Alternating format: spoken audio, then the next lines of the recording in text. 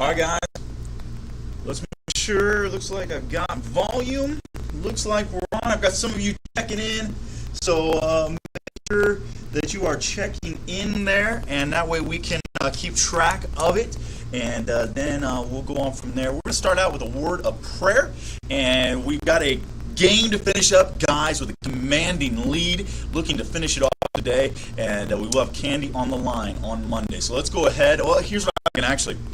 Isn't this great to know that Monday you will be in here? So some of you who just got up 5 minutes ago, you're going to have to get up a little bit earlier on Monday, maybe get changed out of those PJs, ready to go to school. But I know some of you are like not wanting to go back. Some of you probably are. I don't know where you're at on that. But Monday, we look forward to having you back in the classroom and being able to teach you in the classroom. But today, we'll finish up our last day, virtual learning, and we'll go ahead and start that out in a word of prayer. Dear God, I thank you for today.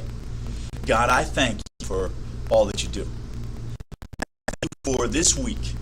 And even though it's been difficult, I thank you for the parents, students, and helping us as we've tried to work through some of the different problems that have come up during this week. And I thank you for their willingness to work hard, even though they're at home.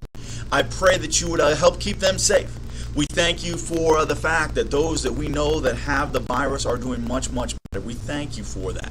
And we just pray that you continue to just help people to stay safe. I pray you to help us. We plan on being back in school on Monday. Look forward to seeing everybody again back on campus. And today, as we look into your word, help us to learn some things that will help us this week. We love you. In Jesus' name we pray. Amen. All right. Here is what we're going to be doing right now is we're going to continue our game. All right, girls have 2 points. Guys have 4. Here's what it is. Now, I know that some of you are like, I'm typing it in on my computer. It says that I got it first. I promise you I'm not lying. I'm just going off of what is the first one that comes up on my screen. All right, that's what I'm doing. I promise I'm not lying. And so sometimes this is a problem when you play the digital games is I know because I've done some and I'm like, wait a minute. Was first, and it is how it happens. Hopefully today, I think everybody's power should be back on, and hopefully everybody's internet. I know many people having problems with not only power, Wi-Fi is going. Will fortify everything is out there, and so many people. Some even had power, but the Wi-Fi was. I know there were some issues today, and thank you for sort of hanging in there and doing the best that you could with all of those problems that happened. I was discouraged. Saturday, I put up shingles on my roof, right? And it needs a little bit of time to sort of, there's a sealant on there and everything like that, and the wind came up Wednesday and just sort of, man, it did a little damage. I still got to go back up and make some repairs. So that was a crazy day yesterday as far as wind goes. I'm thankful today is calm. So hopefully today will be a little bit better because we won't have the problems with the Wi-Fi. Hopefully not as much. I mean, I guess we don't have problems with Wi-Fi, but hopefully it is not as much. All right, here's what we're gonna do. We are going to give you a book of the Bible, and then you be the book that comes after, and the first person that puts it in the comments, I can see it right over here. If the first puts it in the comments, we'll get a point for your team. Now, sometimes if I don't know who it is, some of you have a different screen name you're using there, then I'll have to ask you who it is so that you can tell me. That way we know if it's guys that get the point. So far, we have guys 4, girls 2, and we're going to go ahead and start at this time. Is everyone ready? Okay, here we go.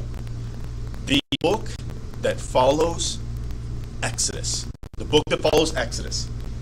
Type that into the comments. The book that follows Exodus.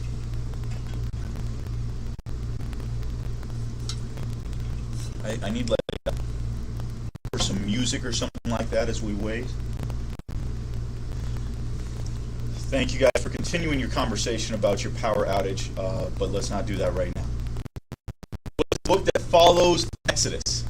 Leviticus, Brianna gets that one, so the girls are within 1. Girls are within 1. continue on. So that's a book called Exodus. Let's go with the book that follows Deuteronomy. The book that follows Deuteronomy. By the way, let me say this. Hopefully you don't have your Bible open to the table of contents right there. If it is, let's close that. Book that follows Deuteronomy. Put the answer in the comments. Girls looking to tie right now. Book that follows Deuteronomy. Joshua. Natalie ties it up for the girls. So girls storm back today and are tied up. All right, here we go. That was the book that follows Joshua. Let's go with the book that follows Ruth. The book that follows Ruth. What book of the Bible follows the book of Ruth? Put that in the comments there. The book of the Bible that follows the book of Ruth. Whoever gets this.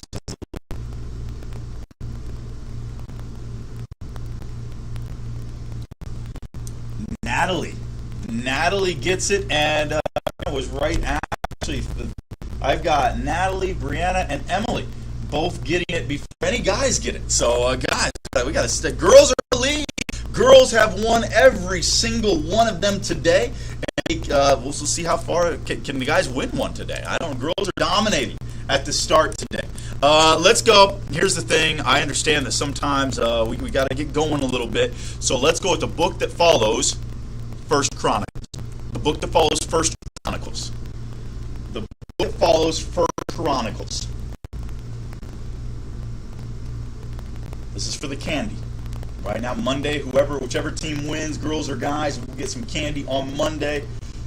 Book that follows First Chronicles as we patiently wait.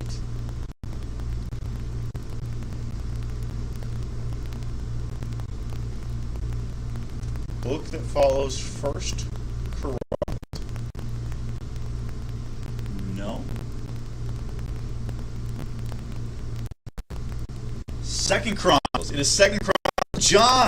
John gets that for the guys. The guys come back and tie it up. So guys and girls both at 5 right now. Guys and girls at 5. Let's go with. We're going to get into some of the maybe the harder ones. Okay, get into those prophets. It becomes a little bit harder. All right. Book that follows Ezra. Book that follows Ezra. Book that follows Ezra.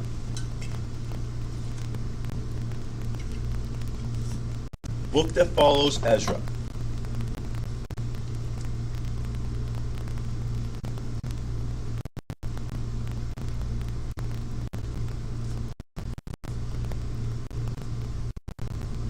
Nehemiah.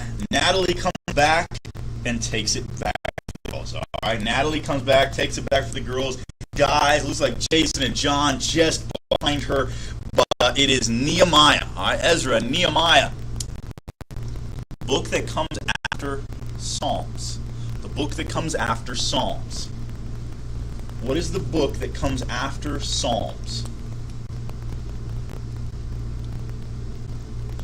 Guys trying to tie this back up. Book that comes after Psalms. Guys are congratulating themselves on the one they got right. Let's try to get the next one. Natalie gets it again. Natalie, maybe you have the best Wi-Fi or the best internet, but you're doing very, very well. It is Proverbs, Psalms, Proverbs. Okay, we'll keep going. The book that follows Ecclesiastes. The book that follows Ecclesiastes. Girls with a 2-point lead. Girls with a 2-point lead. Here's what we're going to do. We're going to go to 10. Girls have 7, guys have 5, so we still got a little bit to go. Go to 10. The book that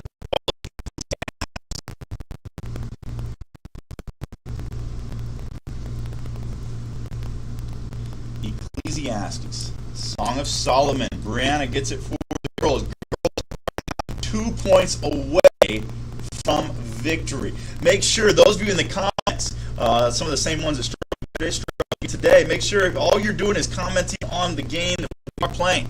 Make sure of that. All right, help me out with that again. I don't need to contact your parents and say, hey, they weren't really doing very good on there, and so help me out with that. All right, so girls, 2 points away, guys. Probably shouldn't have. We're 5 points away, but it's still a possibility. Still a possibility. So we will see how we go. Is a big delay. Yes, remember we saw that when we were in class here. There is a delay from what I say to when you get it. I understand that, but the good thing is everybody's getting it at the same time. All right, everyone's getting it at the same time. I'm getting that somebody can't hear. It looks like Nico breaking up. Again, we'll do the best we can with the Wi-Fi that we have here, and sometimes it goes in and out, and so we will continue to do the best we can. So those of you that can't hear me, great. If you can't hear me as well, we'll clear up here in just a minute. All right, girls, 2 points away. Let's try to finish this up. We will go with the book that follows the book of Joel. Joel. What book of the Bible follows the book of Joel?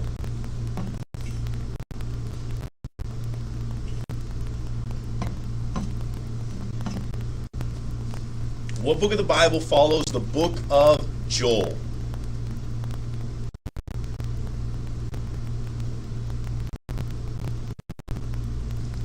Amos.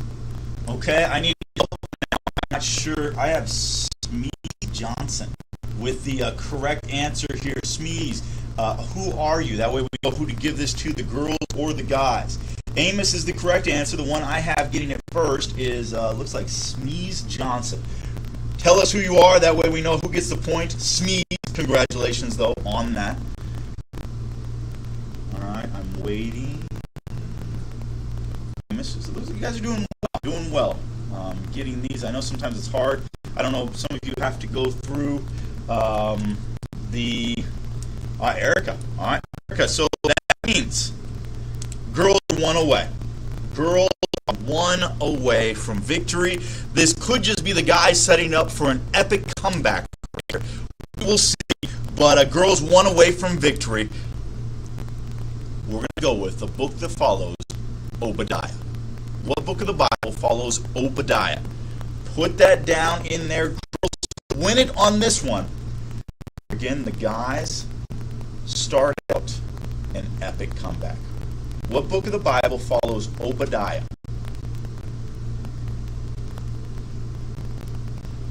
Obadiah. And we have Natalie getting it correct, and the girls come back, guys. This is sort of today. In today, I'm going to give you the score from today's game. The girls win it. The girls scored 8 today. Guys, 1. Come on, guys. What happened today?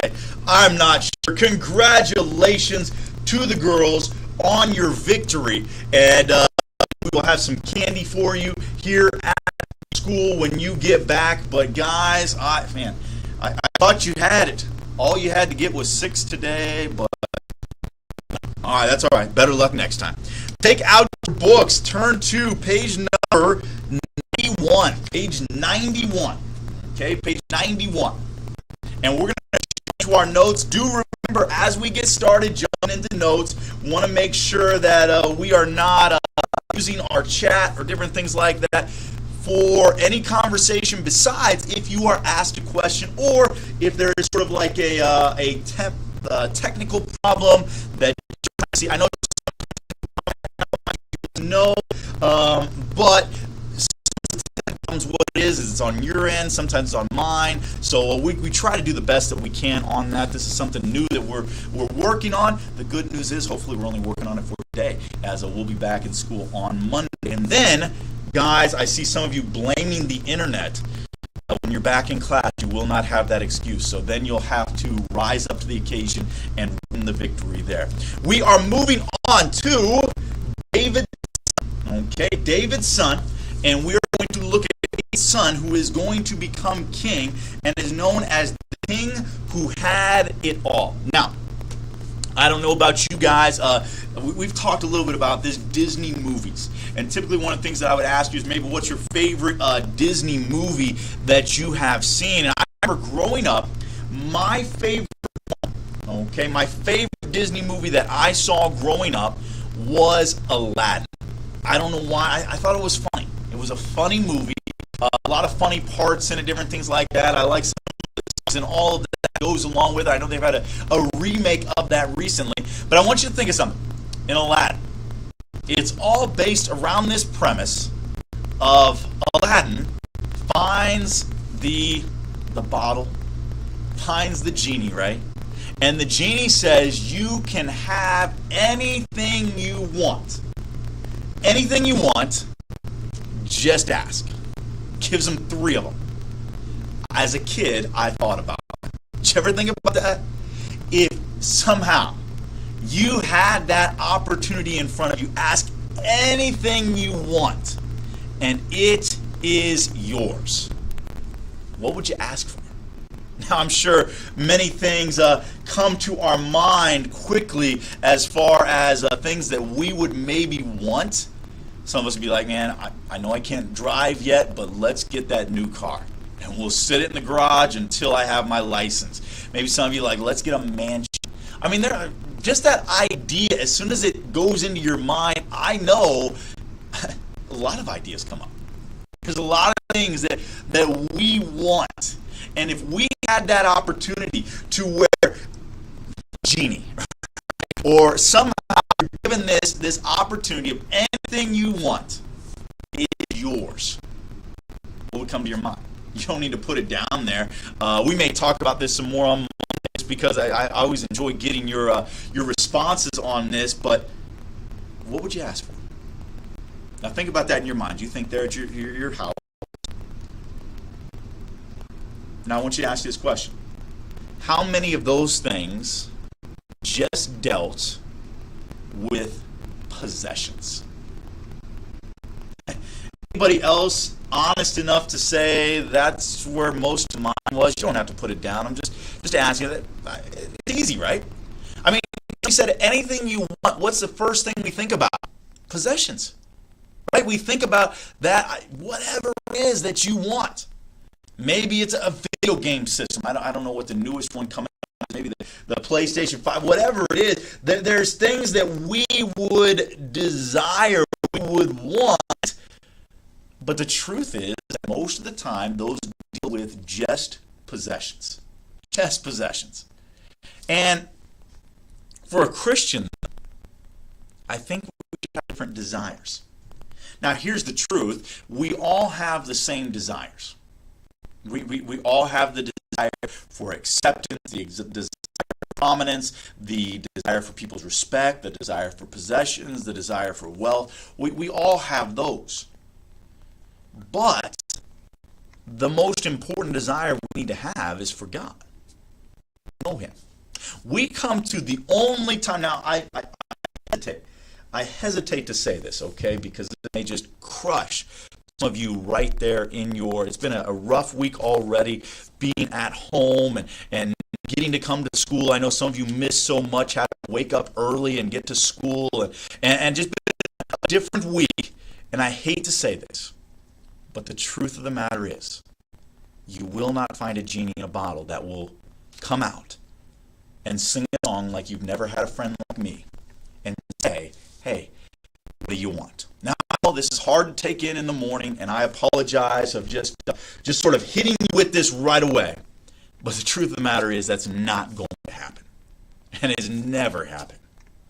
There is only one time we see in entire human history where a man had an opportunity to ask for anything he wanted. Anything he wanted. And he could have it. Anything he wanted. That man, it was the third king of Israel, Solomon. According to 1 Kings 1, 28 through 40, which of David's sons became king after David died? And the answer is Solomon. Solomon becomes king. And time to get into it, there was a little bit of an issue when David was about to die. One of his other sons is trying to take the kingdom. All of this goes on.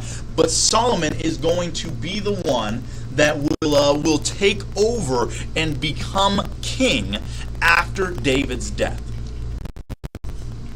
And in 1 Kings, we see Solomon worshiping God, of giving sacrifices to God, God appears to him in a dream and says, I will give you anything you want. Remember, sort of like the scenario we just talked about.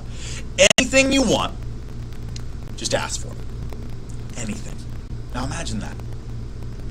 God himself saying anything you wanted. Now, those thoughts that just filled your mind just a little bit ago about what is it that I would ask for, what is something that I would want, Solomon has that opportunity. He's king. Think about as king, what are things that you would ask for as king? Man, I would ask for maybe peace for the kingdom, right? That wouldn't be even a selfish one. To have peace, the kingdom to prosper. I want my people to be taken care of. Long life, riches, all of those would be things I want to be the greatest king that ever was. I mean, all of those would be things that came into a king's mind if you were to ask them what they wanted. What do you want? One of the questions that is asked to a politician or somebody that becomes in power, they will say, hey, what is it that you want to see during your term in office? Or what is it that you want to see your country do? Solomon's asked this question. You are on page 91, all right? Page 91, just so we all know that. 91. Solomon has this choice. And you've got there in your notes, God grants Solomon any wish. He chooses wisdom, a discerning heart. Let's be honest.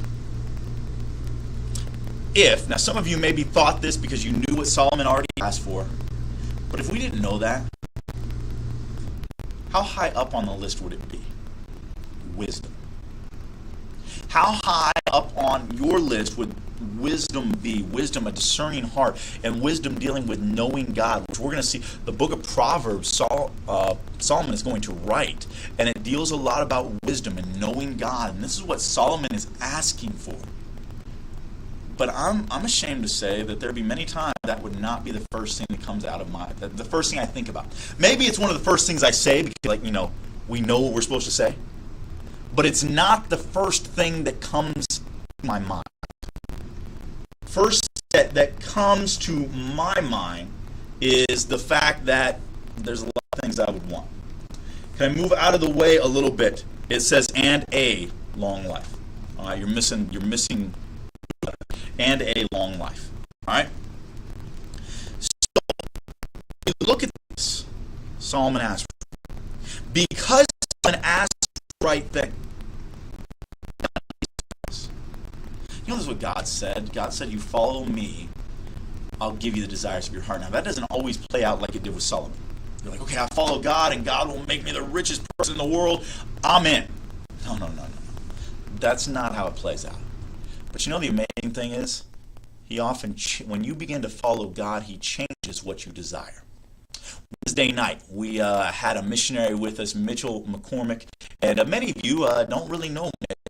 He graduated earlier. He's been out of school for quite a while, but he went to school. I don't remember what grade he started coming into. His sister, some of you might remember Megan. She's much older than you, but you might remember seeing her around. But Mitchell, he shared us a little bit about testimony. He graduated from high school from here, went to college, became a nurse, and was being very successful in the nursing profession, and God sort of showed him what he wanted him to do, to be a missionary. And that's why on December 31st, Mitchell is getting on a plane with his family, his wife, and two young kids, and they're going to the country of Peru to be missionaries there.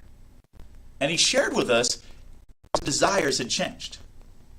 His desires had changed.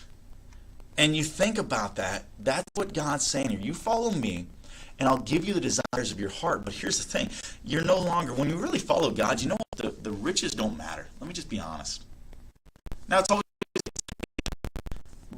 what does it matter when why do I have to have the biggest house? Why do I have to have the nicest car? On anyways. God grants Solomon any wish. Solomon shows wisdom. Okay, he shows wisdom. And we find this in 1 Kings 3:16. through 28. 1 Kings 3, 16 through 28. So here's the scenario that Solomon it plays out in front of him. He has two ladies that come to him in the morning. These two ladies are upset. He notices quickly they both have a baby. One of the babies, though, has died. The other one is still alive. Now, here's what happened. In the night, they were sleeping. Evidently, we don't know if they were sort of family members or what was going on here. But they're sleeping in the same place, and they're doing what actually right now a doctor would tell you not to do. You are not supposed to sleep with a baby in the bed with you, and the reason that you're not supposed to is because of what happened. One of them rolled over on the baby and basically and so both of them come in. The one lady says, "Wait, Solomon, king, this lady, she rolled over and killed her baby, and now she has tried to pass it off to me." And so we see this. Guys, make sure, hey, no more commenting. Okay? No more commenting. And by the way, those of you that are getting on with different accounts, you need to stop. We will give demerits for that, everything like that, if when we know that it is you, because you're just causing problems and there is no reason for that at all. So make sure, just come on, guys. We're old enough to be a part of a class, and we know is right. All right? Just want to warn you. Some of you are getting close to that and just purposely trying to tell everybody it's not all about you. It's not all about you. So they come in, they say, okay, here's the problem. Now Solomon basically has to decide who the baby is who. Now today, it'd be easy, right? Okay, let's take a DNA, it'll be done. Back then, you don't have that luxury. So now you put yourself in that situation. You're Solomon. How am I supposed to know whose baby is who? I mean, both of them are saying the same thing. I don't have a way to prove that they look. I mean, I guess I could look at them and try to look at the mother and see, okay, I think that this person looks like, I guess I could try. He doesn't know how to do this. And this is where the wisdom comes in. Here's what he says. Okay, take the baby here. What we're going to do is we're going to cut the baby in half. And so that way each of you will get, because I don't know whose is who, each of you will have the baby, and that way the problem is solved. Now you hear that, you're like, what in the... Hey, you said this guy was smart. That's not that smart. You cut a baby in half and the baby is dead. Exactly. So what happens? One of them is like, okay, if that's what you feel is best. The other one is like, no. If that's what you're going to do, just go ahead and give her the baby. You know what Solomon knows? The lady that says go ahead and give the baby up, that's the real mother. Because no mother, they would rather lose the baby themselves than the baby lose their life. You see what I'm saying? That's a wisdom that God granted him to help in a very difficult situation. Then we see, what books of the Bible did Solomon write? He wrote the books of wisdom, Proverbs, Ecclesiastes, Song of Solomon. Proverbs, Ecclesiastes, Song of Solomon. And in Proverbs, you have the book of wisdom. The book of wisdom. A great idea to do. Some of you guys have talked about trying to read your Bible more, different things like that, which is always a good idea. Book of Proverbs has 31 chapters, and many people do this. They read a proverb a day. So, for instance, today, what is today's date? It is the 4th. So today, you could read Proverbs chapter number 4. 5. And whatever day of the month it is, you just read that chapter. There is so much wisdom in there. We're going to talk about that a little bit when we get back. We're going to talk about it. It talks a lot about friends. It talks a lot about money. It talks a lot about how just the practical areas of life. And the book of Proverbs was written for Solomon to his son, trying to help him. We see Ecclesiastes, how Solomon is one of the richest people really to ever live. When you see what is listed as his possessions, there are kings and queens from all over the world that come just to see what Solomon has. But in the book of Ecclesiastes, he says, vanity vanity, all is vanity. What does that mean? It's useless. I have all this, but what does it really matter? And Song of Solomon is a book about God's love, a picture of God's love for us. And so we see this right there. Solomon accomplishes David's dream. Remember, David had a dream that he wanted to build a temple for God. That's what he came to. He asked God, God, can I do this? And God told him, no, you can't, because, and he mentioned the fact he was a bloody man. Now, that means he was involved in a lot of wars. Also, remember, David had a sin in his life that was pretty big. So he tells him not to. Now, David prepares a lot of things for it, actually gets some of the wood stuff in order.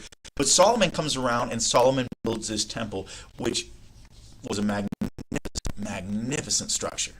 And he builds this for God. Everything seems to be going well with Solomon. The wisest man that ever lived.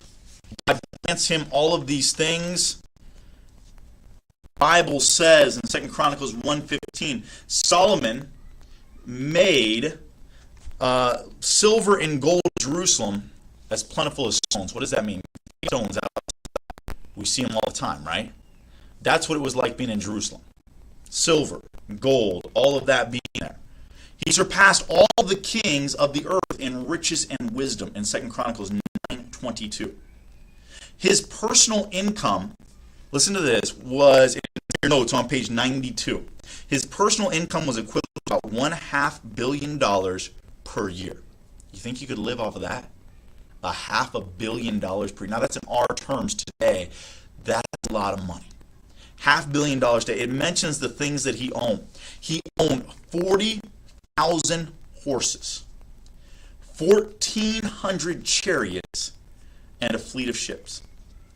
An ivory throne overlaid with gold had 6 steps and a rounded back with armrests. I mean, this is impressive.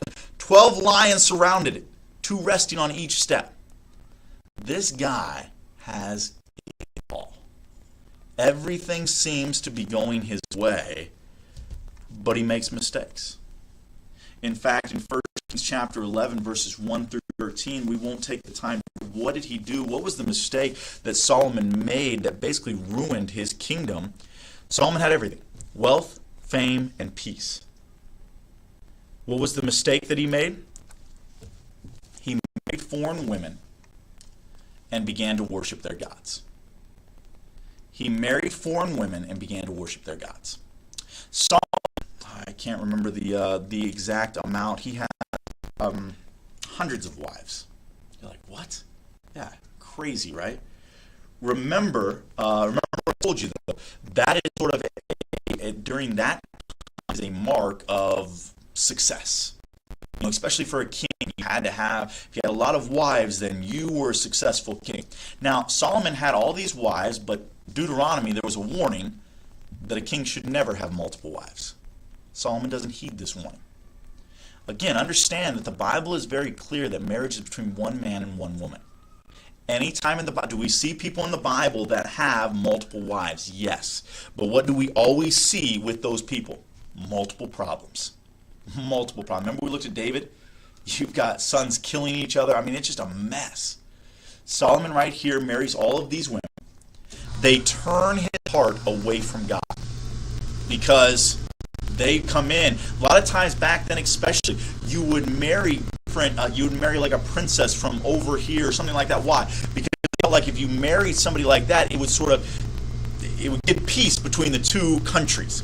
Because now you wouldn't attack them because, hey, that's my wife's family. You wouldn't attack them because they're like, oh, my daughter's over there. I'm not going to go. And so they bring that in, but then they bring in their own different beliefs about God. And they turn the people away from God. Solomon's life gives us a warning. Wisdom does not change the tendencies of our heart. Just because we know what's right. Hey, Solomon, he's the wisest man that ever lived. He knew what was right to do. He still made mistakes.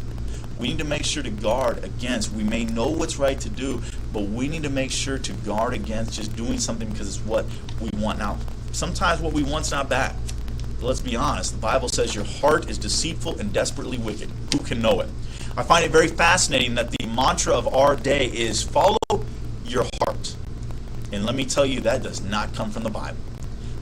Bible it says, do not follow your heart, because it is deceitful and desperately wicked. Solomon followed his heart. Wisest man that ever lived. Made a lot of mistakes. About that later, because what's going to happen, his family is, after he is done being king, the kingdom is split, problems all the way through the time that Israel is there. And so we'll look at that starting on Monday. All right, Monday we will be back in class. Woohoo! And we will be here. Girls, you will get some candy on Monday. Congratulations on the big comeback win today. But we'll be back in class on Monday, so I look forward to seeing you then. And as of right now, you guys go ahead. You've got 11 minutes. Take a break. Make sure to get your snacks, all of that. Maybe some of you haven't had breakfast yet because you just got up. So get a bowl of cereal and Cinnamon Toast Crunch. And then we will make sure to get into science here in just a little bit. All right, guys, in a little bit.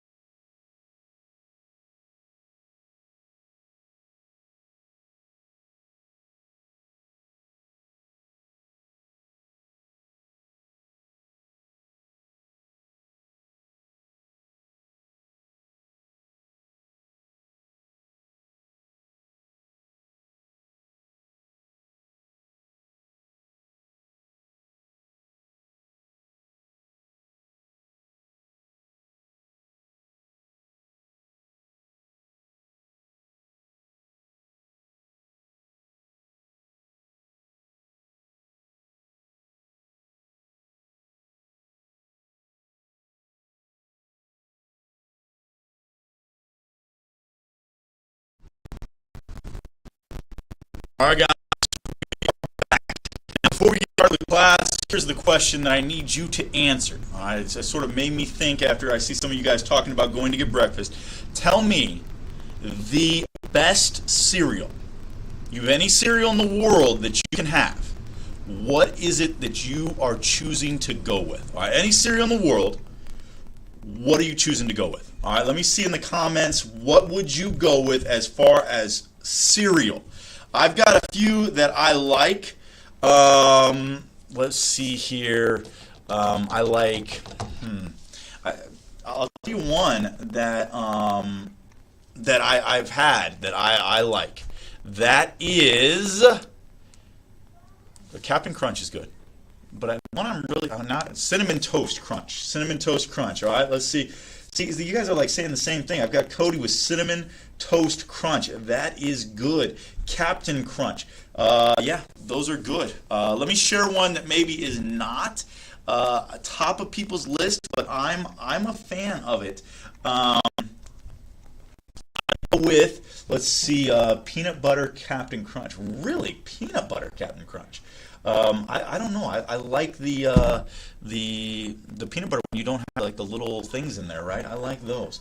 I like oh man, now I can't think of the name. Frosted Mini Wheats. You guys like those? I know they're like not as popular. Typically, the popular cereals are all the unhealthy cereals. I'm not saying the Frosted Mini Wheats is healthy either, but typically those are the cereals that we like the most. Not Life. What? Life is pretty good. I'll tell you one that I like. Any of the chocolate cereal, like I like Fruity Pebbles and Cocoa Pebbles. And I'll tell you the reason I like Cocoa Pebbles is because Cocoa Pebbles are pretty good because then you can drink the milk afterwards and it's like chocolate milk. Makes it much, much better. Let's see here. Generic choices. That's what I understand that. I understand that. All right, so you guys giving us your comments. I don't know what you had for breakfast today. Maybe you didn't have breakfast today. Actually, today, though, I had a banana muffin. Very good. Mrs. Moyer makes them now. It wasn't that healthy because it's a banana chocolate chip muffin, but nonetheless, it was very good as far as that goes. All right, no more commenting on our cereal choices. I know maybe that has made you hungry, but we're going to jump into our notes. All right.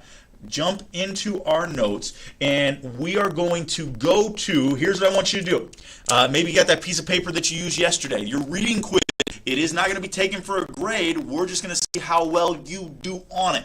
So, let's see. Oh, I moved out of the way. I was going to move myself from the picture here. Here's your reading quiz. We're going to talk about all the things in just a little bit. You, without a doubt, read them yesterday because you were supposed to. So go ahead and mark that down. Just get out a piece of paper. You've got 5 questions there, multiple choice. Write in the correct answer there. Write in the correct answer.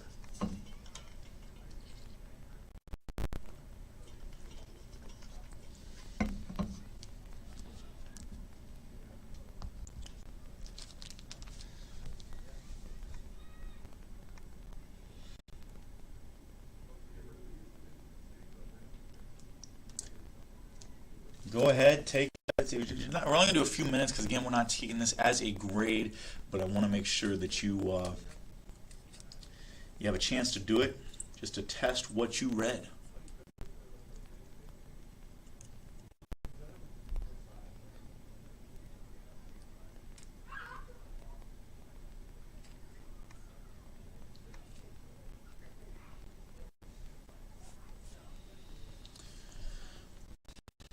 We should have music while you're doing this. If you would like, maybe I could start singing for you as you are taking this quiz. I don't know if that would help you focus on the quiz if my beautiful singing voice was here. So I don't want to blow you away with that voice. So we'll just take it here in silence. I'll be quiet.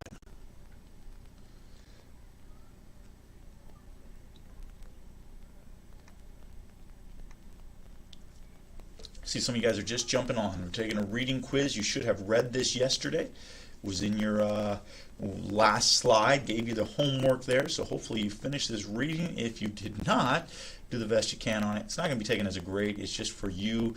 Just write in 1, A, B, C, or D, and continue on there.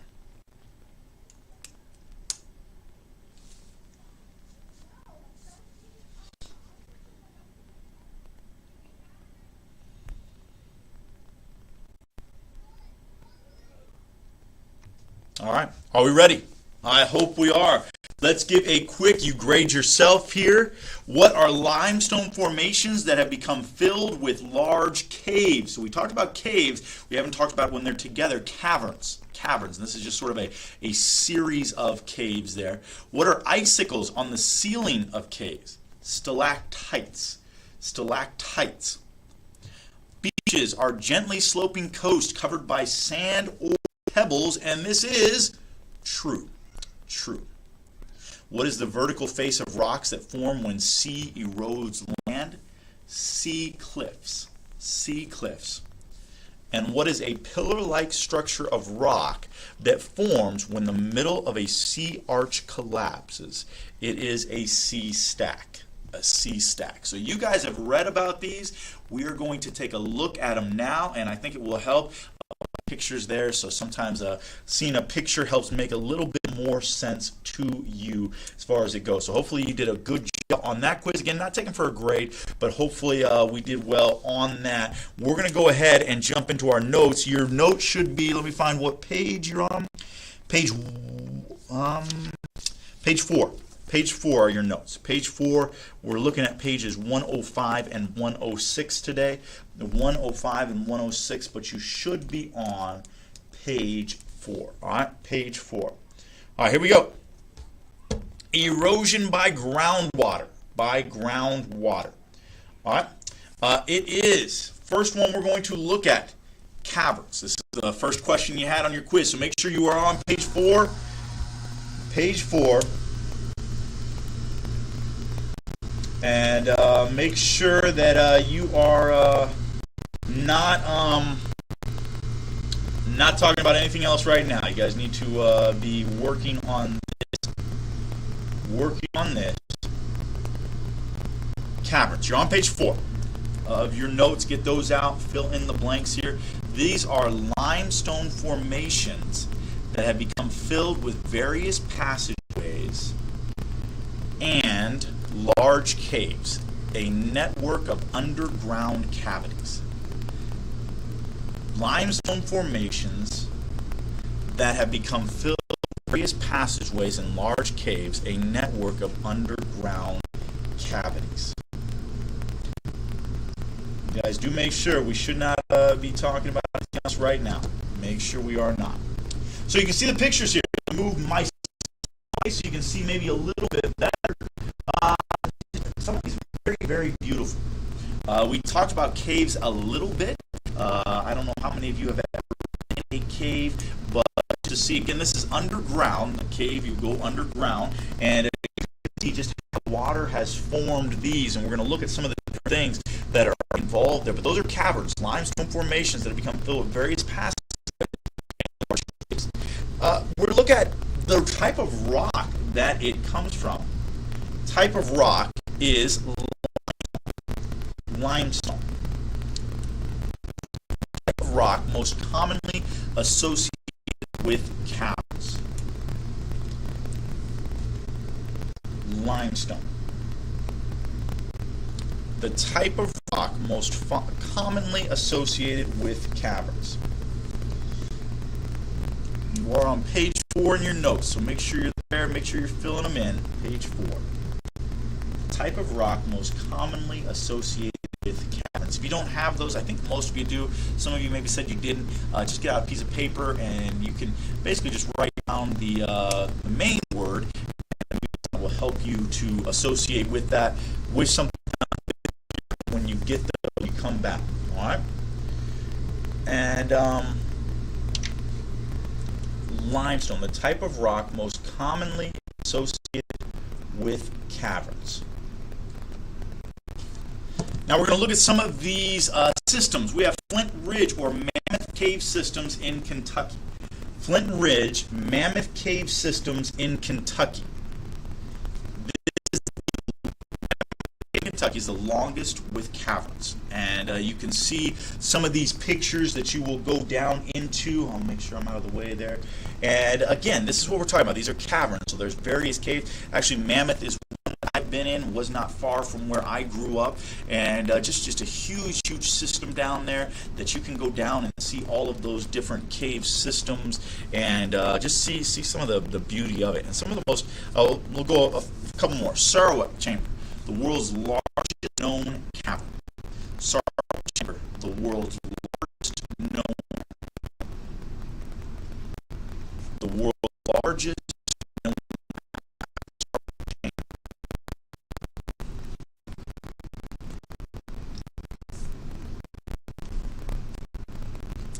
I don't think about it too much. Dripstone, a calcium carbonate deposited by water droplets.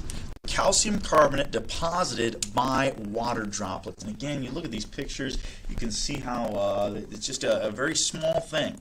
But this is it's a type of stone that almost looks like it's, one of the ways they get their name, almost looks like an icicle. It looks like it's dripping down, and it's just a type of stone. This is water droplets have deposited there. Dripstone.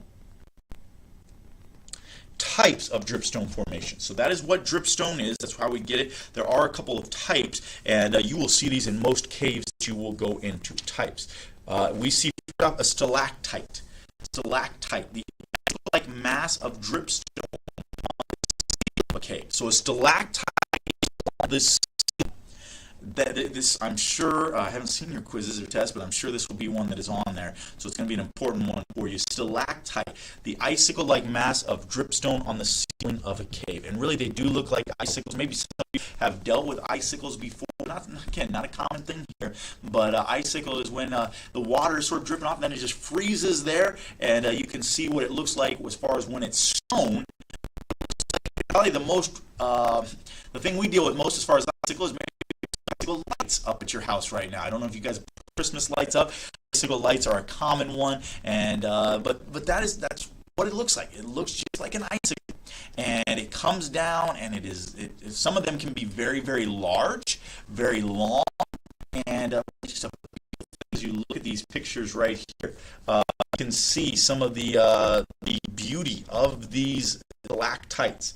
So stalactites are, again, icicles that come down from the ceiling of caves. The ceiling of caves.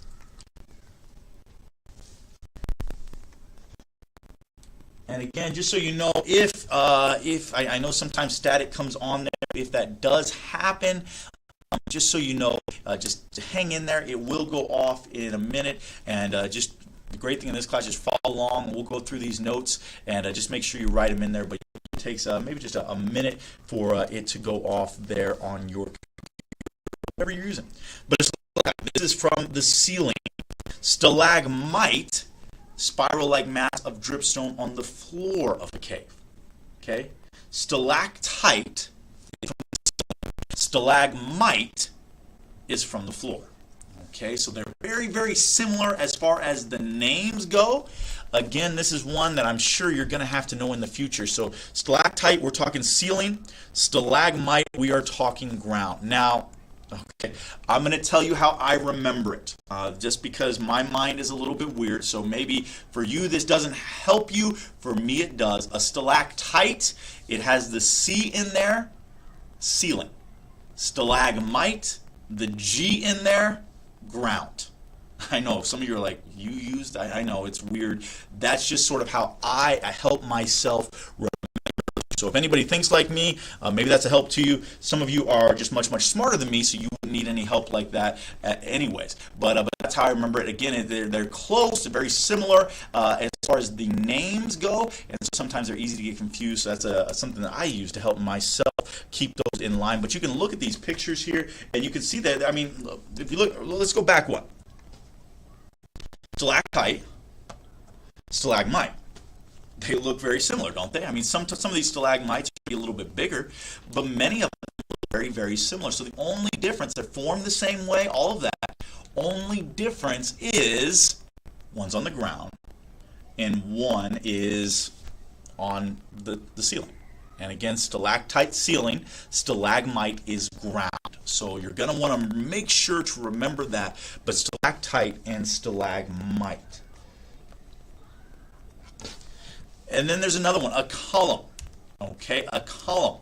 And this is what happens when the two grow together. So you have a stalactite up at the ceiling, stalagmite on the ground. They're continuing to grow. The water's still there, so it's continuing to grow. And at some points, sometimes they will grow together, which forms a column. And you can look at these pictures. You can see how at one point, especially the one on the right there, you can sort of see how the top right, see how that stalactite was and that's a big, if you can see that, I don't know if you can, yeah, you can. Look how there's like a guy standing there. So clearly these are pretty big, but you can see how the stalactite comes down, stalagmite meets it, and so this is what we're talking about here. It forms a column. It forms a column. Guys, do make sure that you are not talking about anything else right now. Just make sure you're listening, filling in your notes. So a stalactite, stalagmite joined together, column.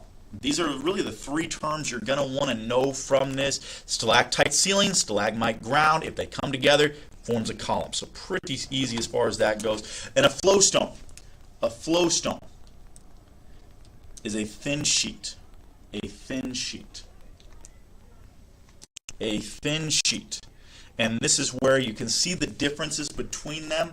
It's not just one coming out from either the top or from the ceiling or the ground. It's more of a sheet that goes there, and that's what they're going to call a flowstone. A flowstone. So, quick review. Stalactite from the ceiling. Then when they come together, you are going to have a column. And then something that looks different is a flowstone, and that's where it's not really just a jagged one or that comes out. It's more of just it's a sheet. And you can see again the differences. You can see the differences between those. Let me go back so we can recognize this. You see right here stalactite, so you see how that comes down. Stalagmite, again, very, very similar. And then you're going to see the column where they meet and how the flowstone looks completely different. So those are some of the formations that are formed from dripstone. Again, most of these formed with limestone there. And a soda straw. A soda straw. Soda straw right here. Soda straw, and these are similar to stalactites. I mean, it is a stalactite because it's coming from the ceiling. The ones that they use are they're just much thinner. And you can see these right here. Can you imagine? I mean, this is what happens in the movies, right? You're standing underneath one of these, like the guy right there in the picture, see him in the red. You're standing there, and there's an earthquake, and all of them start crushing down around you. That's what we see in the movies and everything. But these are soda straws, thin, hollow stalactite tubes. Which I don't know about you guys, but when I go to the restaurant, I don't know. I ask for the straw. All right, so stalactite or soda straws, they're just thin, hollow stalactite tubes. Helesite.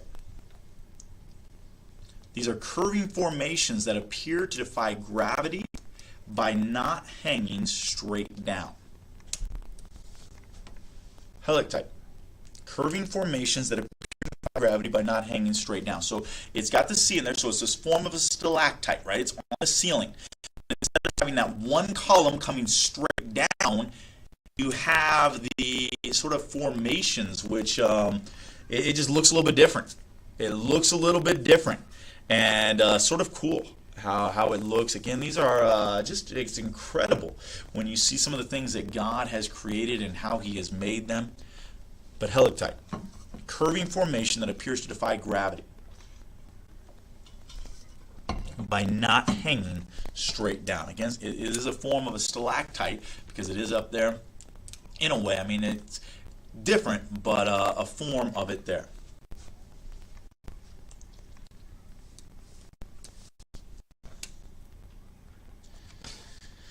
And now we come to something called a sinkhole. A sinkhole. A sinkhole. This is a large funnel-shaped depression in the ground by cavern collapses. A sinkhole. Sinkhole, a large funnel-shaped depression in the ground caused by cavern collapses. Now, these are things that can happen if you go and look these up. You'll see them happening in the middle of roads. One of the pictures right there that you can see, that's in somebody's backyard. I've actually read reports where this happens. The place I hear about it happening somewhere like Florida. I don't know why that is. That just when I've read the articles about it, that seems to be a place. I don't know for sure it's a place where it happens the most. But it is a place that it happens, and you can see. Can you imagine?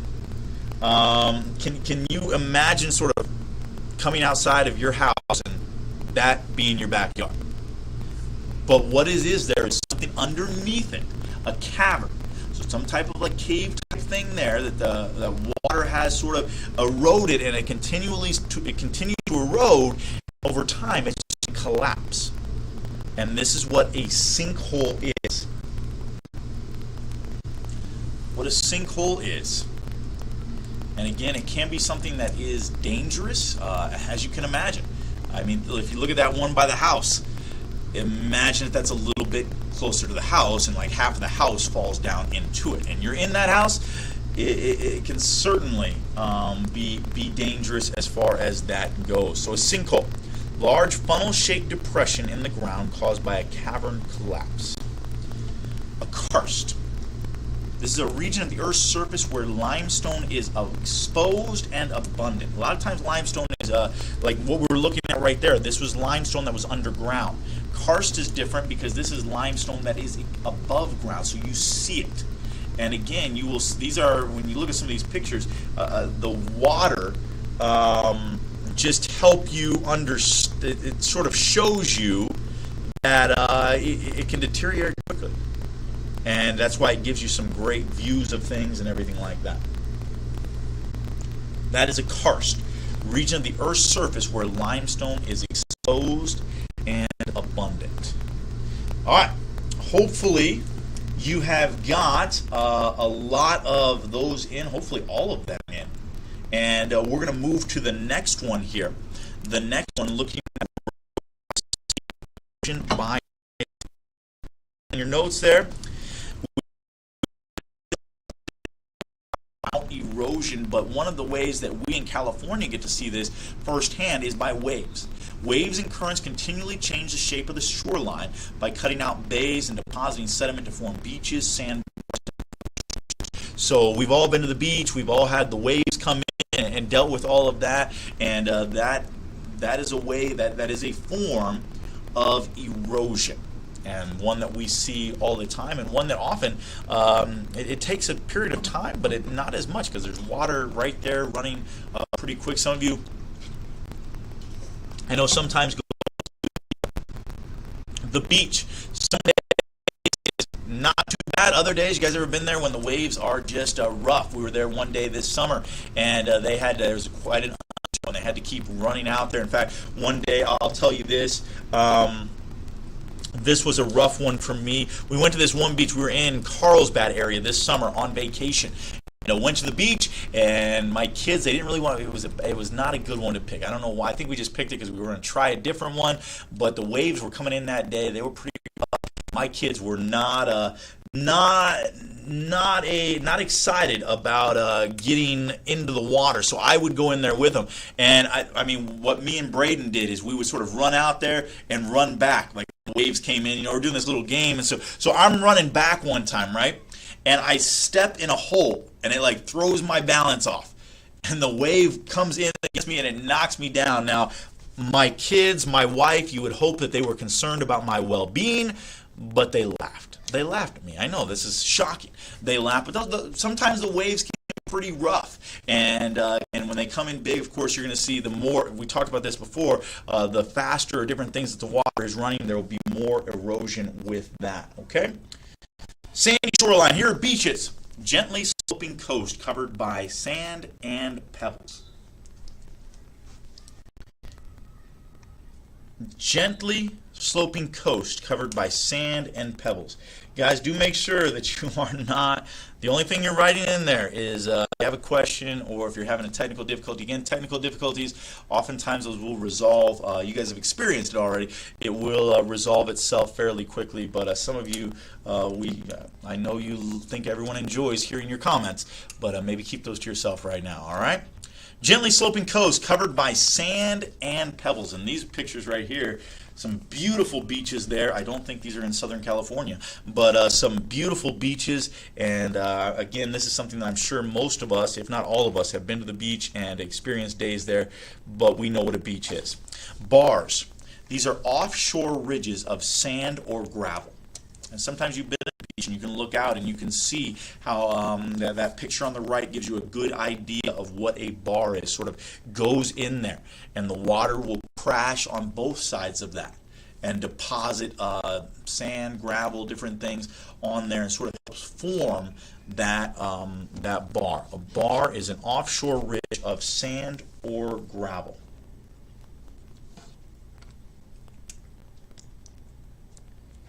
And then a barrier island, a narrow sandy island that lie off the coast of the mainland. A narrow sandy island that lie off the coast of the mainland. So these aren't necessarily islands that somebody's living on, but that have been formed over time. As again, think about this, the water is going, the waves are coming in, they're taking sand off, they're going to deposit them somewhere, that sand somewhere. Sometimes they will deposit it in one location because all the waters are coming together there, and it can form what is known as a barrier island. Narrow sandy islands that lie off the coast of the mainland. Barrier islands. Sound. This is the body of water lying between the barrier island and the coast. So there's a barrier island there, and that sort of takes the brunt of it where all of that sand and stuff is in, and then you're going to have a sound in between there, and that's in between that barrier island and where you're going to the coast. And so oftentimes this is just a way that it sort of calms that water down. Sounds are sometimes great places to swim and different things like that because you don't have to worry about the waves as much. Promontories. These are a high ridge of rock and land that project out into the sea along deep water shorelines. And these would be some fun places to be very difficult, especially the one on the right. Imagine hiking up there. But what a great picture that would be. Getting up there and taking some pictures from the top of that. But promontories. These are rocky shorelines. So the high ridge of rocks and land that project out into the sea along deep water shorelines. Promontories.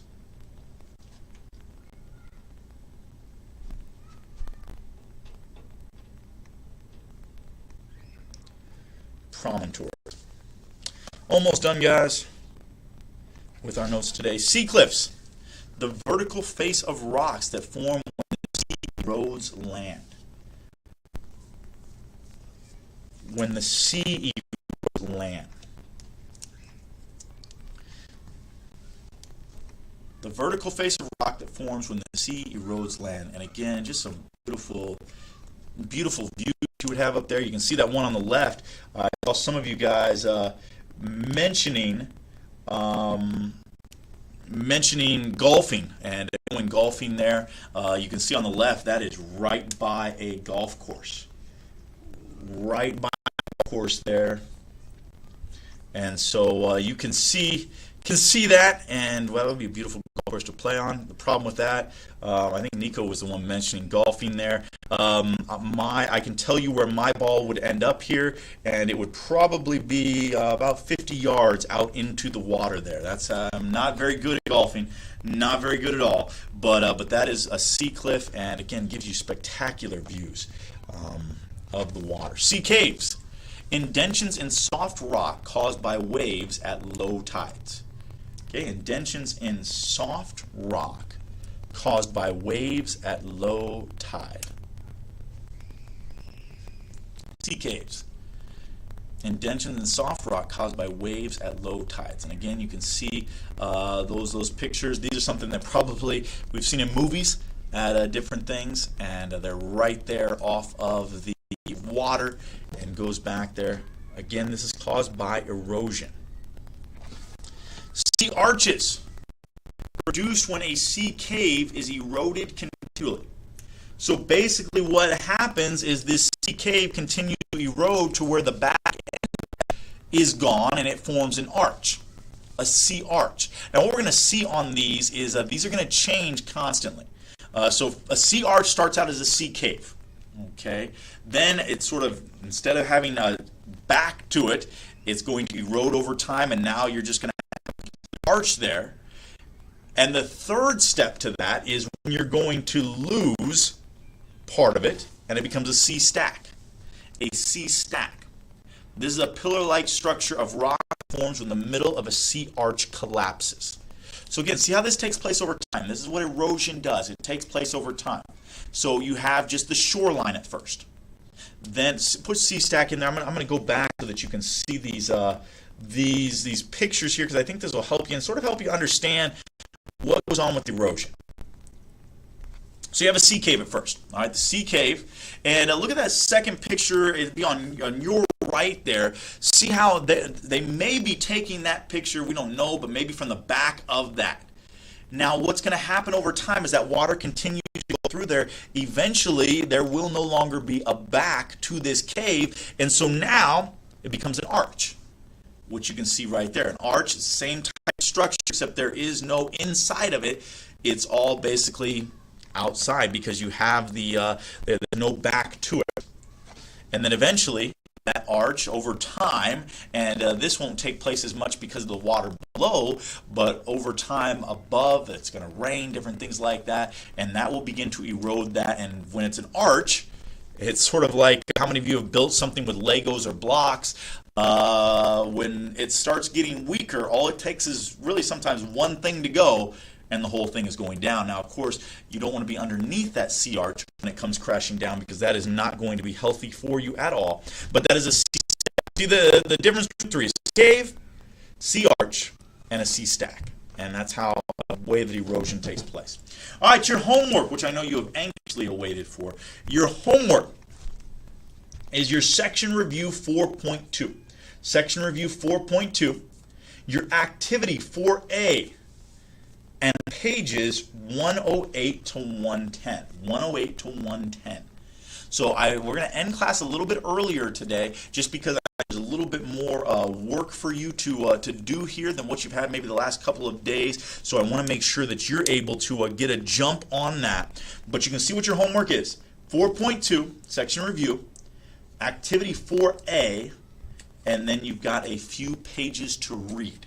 And then you're done. Again, I recommend right now you've got 17 minutes before your next class is going to begin. I believe that's plenty of time to get all of this homework done. That way you don't have to worry about it the rest of the day. So we're going to sign off here. I'll stay on for just a minute. I want to make sure you guys get that all written in there. I want to make sure you get a chance for that. But write in your homework and then go ahead and work on it.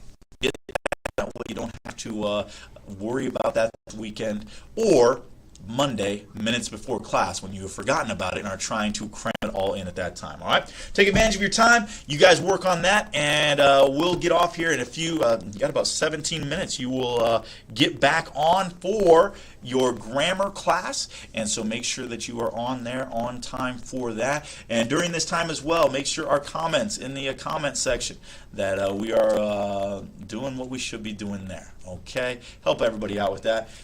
Hopefully you all have that down by now. We'll sign off, and we will see you. I will see you on Monday. Look forward to seeing you then. All right, guys, have a great weekend.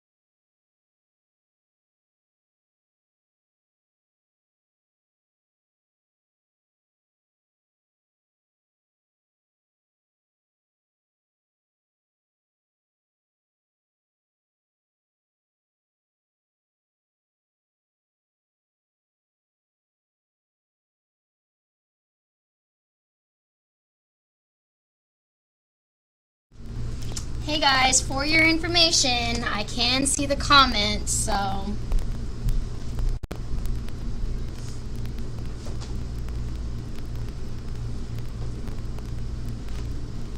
just because class hasn't started yet, I mean, obviously I would like to start class on time, but I have still wheel everything, and like I said, I'm sorry, it's 10:15 rather than 10:10. I'm sure you guys are so disappointed that we didn't start exactly at 10:10. So, all right, go ahead and take out your literature books, okay? Literature books, we're going to start with literature. Okay, like I said, you guys should have read your homework last night, pages 91 to 94. Okay, pages 91 to 94, or not 91 to 94, page 95 to 99. I told you guys that you did have to read because we do have a reading quiz today. Okay.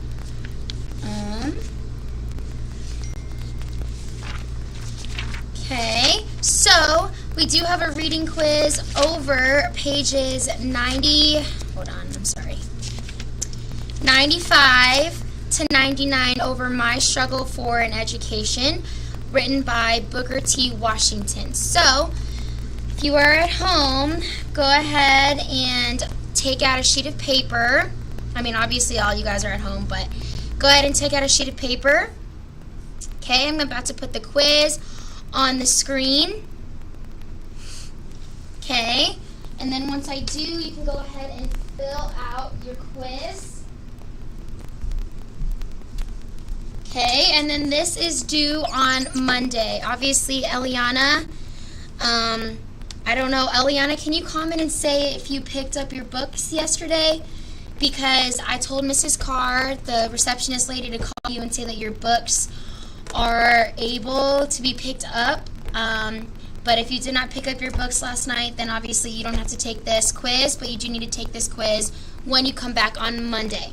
Okay, so the quiz, thanks for commenting. I don't know who Brenton is, the one commenting as Jones's Barbecue and Foot Massage. But if you are someone who doesn't go here, please get off. I don't understand what you're on here for, but whoever Brenton is, please comment who you are. And then everyone else, comment that you're here so that I know you're here, and then go ahead and take out a sheet of paper. No, I'm not going to have the answers on the screen for the quiz, okay? That is what a quiz is for, okay? So go ahead and take out a sheet of paper, number it 1 to 5, answer the questions that will be on the screen, okay? Whoops, here it is.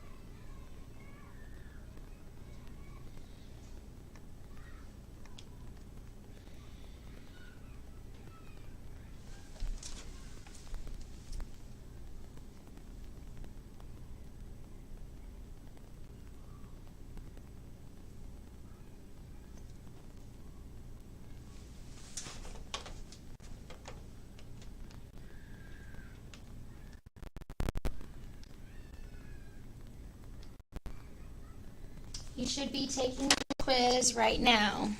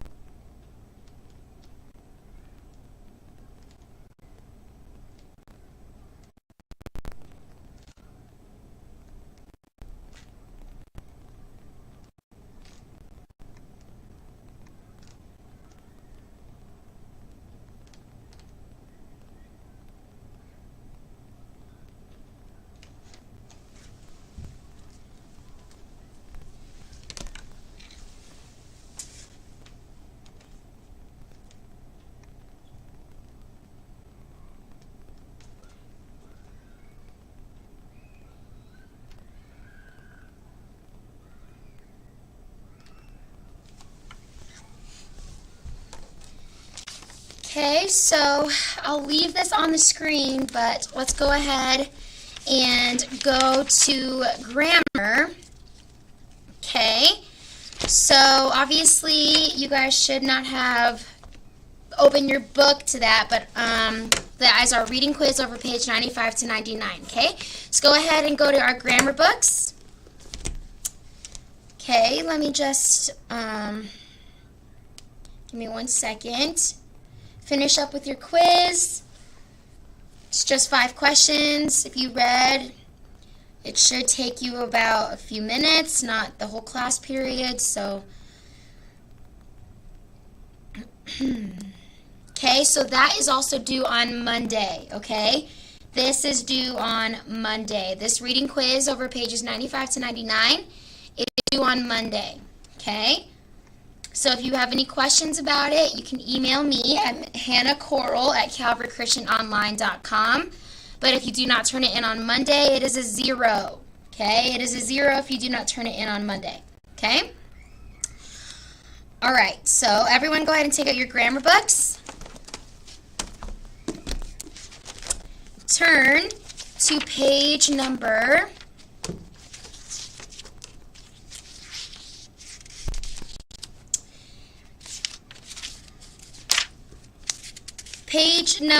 68 in your green book, okay, and then page number 75 in your blue book, okay. We are going to review what we should have done for homework yesterday, okay.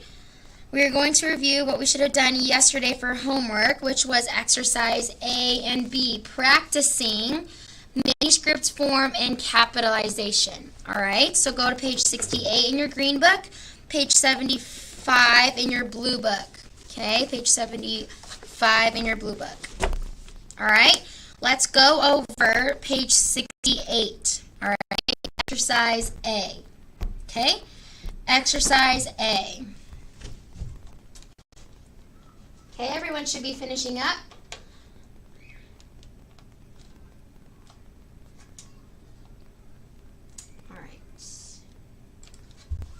All right, if you missed those, you can go back and watch them in the chat, but we need to move on. All right, exercise A, page 68 in the green book. Okay, I'm going to go through these answers. Okay, exercise A, we are practicing manuscript form. All right, number 1 is letter A. It is the first place ribbon. Remember our rules that we talked about yesterday. If it's 1 or 2 syllables, you have to spell out the word. However, if it's 3 or more syllables of the number, then you can use actual figures or numbers. Okay, so number 1 is A. The first place ribbon, I need to spell out the word first. Okay, number 2 is letter B. BC comes before the number. Okay, BC comes before the number. Okay, in BC 192. Okay, give me 1 second.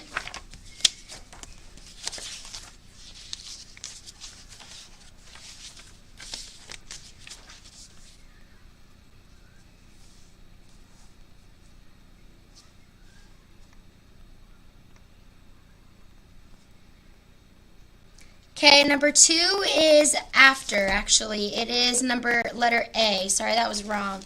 I knew that was wrong, but the book is wrong. So, number 2 is letter A. Sorry about that, guys. Okay. For the green book, we are on page number 68. Okay. Sorry, number 2 is letter A. Okay, I don't know why it has letter B, but that is on the rule on page number 2. Okay, letter F. Okay, it says use the abbreviations AD and BC for date designations. AD goes before the year number or precede the year number. BC shall follow it. Okay, guys, Don't comment in the chats about anything else other than English, okay? I don't need to know if the pizza's here. I don't need to know anything else about that, okay? Honestly, you guys are in 7th and 8th grade. You should be able to know how to pay attention and not have to write whatever you think in the comments, okay? So letter D, or number 2 is letter A. It's number A. BC goes after the number, okay? Number 3, the Honorable Michael Katz, okay? Remember our rule about the honorable. If the word the is mentioned in the sentence, then we absolutely have to spell out the word honorable, regardless if there is a full name or not, okay?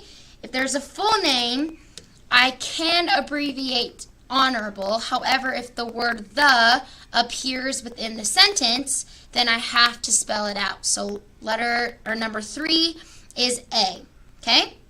Number 4, all right, a 1:30 p.m. appointment or a 1:30 o'clock appointment, okay? That one is letter A, all right? So o'clock is not, it's not completely wrong, okay? However, if I'm spelling out the word o'clock, I would have to spell out the word 1, okay? So when that is, when I'm using the word o'clock, okay, let me erase these. If I'm using the word o'clock, hopefully you guys can see this, I have to spell out the number, okay? I can spell out the number. Hopefully, guys, you guys can see that.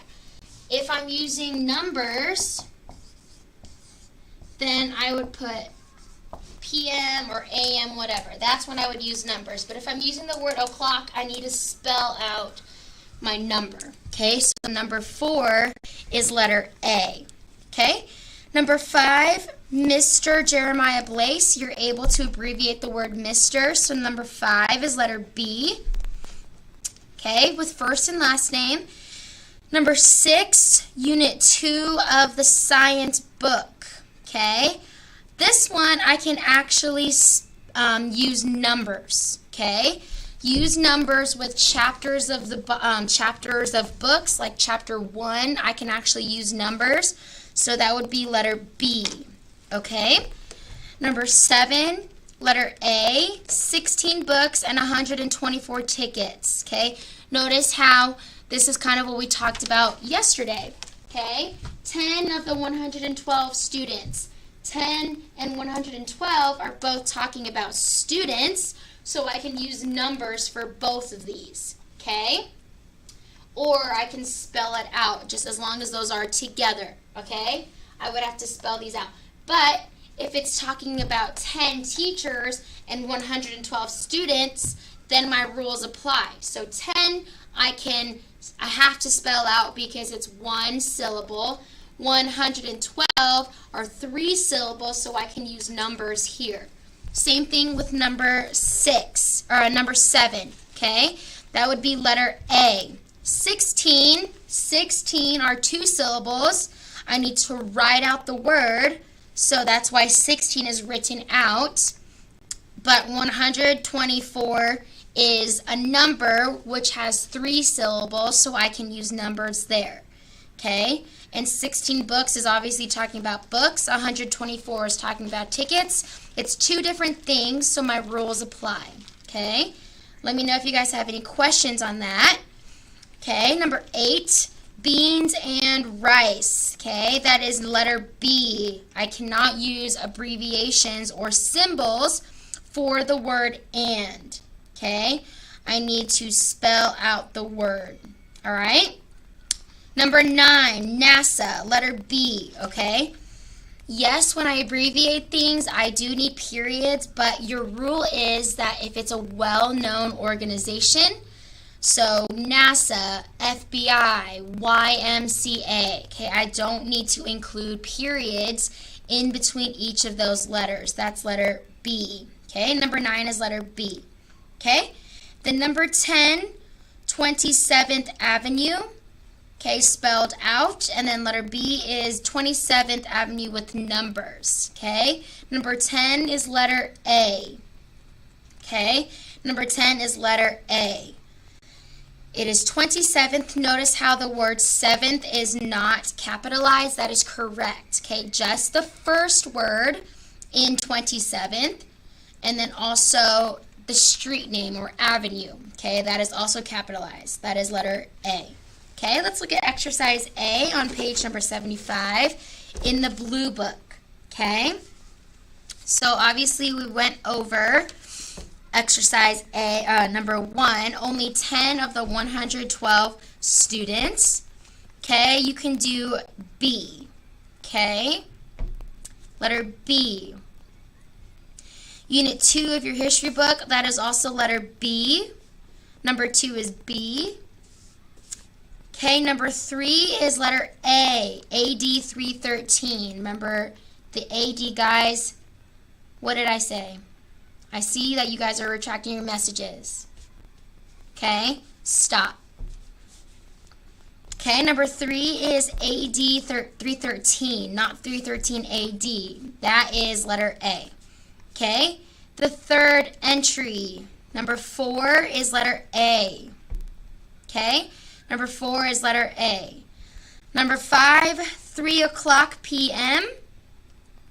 Okay, or 3 p.m. in the afternoon. That would be letter B. Okay, letter B. Okay, number 6, Dr. Bill Rice Sr. with a comma or no comma. That would be letter A. Okay, with a comma. Dr. Bill Rice, comma, Sr. Okay, then number 7, that's kind of the same concept as honorable, so it would be letter B. I need to spell out the word Reverend, Reverend John Albright, because the word the appears within the sentence. Therefore, I need to spell out the word Reverend. Okay? 117. Okay, so 117. That's 4 syllables. So my rule is 3 or more syllables I need to write out, or I need to use numbers. So therefore, it is letter A. Okay, number 8 is letter A, 117. Okay, number 9, the 5th row. The 5th row, that's letter A. I need to spell out the word. Okay, spell out the word 5th. Okay, and then number 10, the doctor's advice. That's letter B. Okay, the only time I will abbreviate the word doctor if there is a first and last name. Okay, other than that, if there's no name, I need to spell out the word doctor. Okay, Jezreel, which number? Which number do you need? Okay, so number 10 was letter B. All right?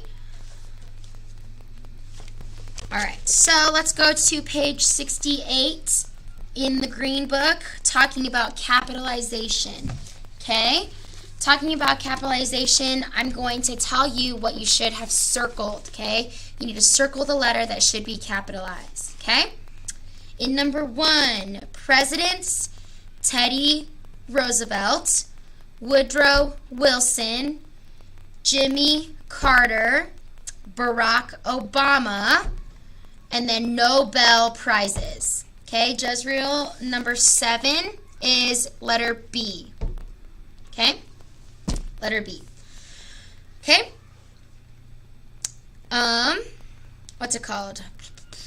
That was number 1 on page 68. Okay, number 2, circling all the words that I say. You should have already done this, but the capitalized, if it's right, good job. Okay, I should have circled the Israelites, Palestine, Old Testament, Hebrew. Okay, number 2 was the Israelites, Palestine, Old Testament, Hebrews. Okay, number 3, the word my, November, Steve, Thanksgiving. My, November, Steve, Thanksgiving. Okay. Number 4, I should have circled president, Congress. Okay? Your rule is to circle words, even though it is an office, but you do need to circle president when it's referring to the President of the United States. Obviously, we have a president and a chief advisor, which is the secretary. Okay, so President of the United States. Okay, so President and Congress, but I don't have to circle Secretary of State because, yes, that is a position, but you don't need to circleize or capitalize that. Okay, that is on page number, that rule is on page number 4. Actually, hang on. Yep, page number 4. It's underneath the words themes, okay? All right, we'll go over that in a second, okay? Let's do number 5, okay? I should have circled Fireside, Poets, Longfellow, Holmes, Whittier, Bryant, Lowell. American Poets, English, okay? I actually don't need to underline or to circle poets, okay? So again, I'm going to go through that one again. That was kind of confusing, guys. Even with the periods, that is unnecessary, okay? Next time someone comments an unnecessary comment, it's just demerits, okay? Number 5, Fireside Poets, because those are the titles of the poets, okay? Longfellow, Holmes, Whittier, Bryant, Lowell. I need to circle American and English, okay? Then number 6, I need to circle Trade, General Motors, Corporation, Buick, Cadillac, and GMC, okay? All of those need to be circled. Okay, let's do exercise B on page 75 in the blue book. Okay, exercise B. Number 1, I need to circle Nathaniel Hawthorne, the Scarlet Letter. Okay, Nathaniel Hawthorne, the Scarlet Letter. Number 2, the Israelites, Palestine, Old Testament, Hebrew. Okay, that one was the same one as number 2, okay, in the green book. So, the Israelites, Palestine, Old Testament, Hebrew. Okay, number 3, the White House, Pennsylvania Avenue, Washington, D.C. That's number 3 on page 75. The White House, Pennsylvania Avenue, Washington, D.C. John, for GMC, you need to capitalize the entire thing. Okay? The entire thing. All right? Number 4, I need to circle Trade, General Motors Corporation, Buick, Cadillac, and all of GMC. Okay? All of GMC. Okay, and then number 5, the President, Congress. Okay? That was the same one as number 4. All right? That was exercise B. Okay? Tonight for homework, you need to do exercise C. We will check that in class on Monday, so make sure that you have those done, okay? Exercise C, okay? That is practicing your punctuation, okay? Practicing your punctuation. So, page number 75 in your blue book, that goes over to page 76, okay? So make sure that you follow that.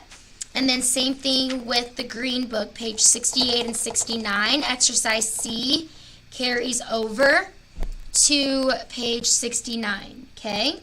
Yes, exercise C in the blue book. Okay? The blue book, page 75, exercise C. Green book, page 68, exercise C, carries over to page 69. Same thing with the blue book. It goes over to page 76. Okay?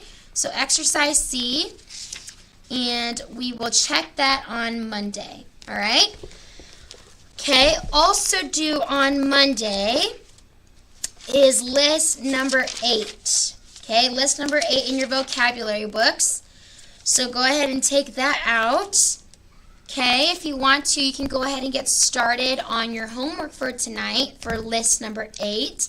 It's your words on page 24.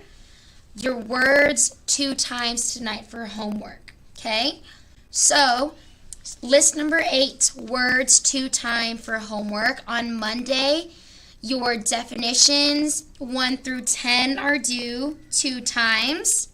Okay, then in your words are also due 2 times. Okay, we just did grammar homework, and then tonight you are to read pages 100 to 108 in literature.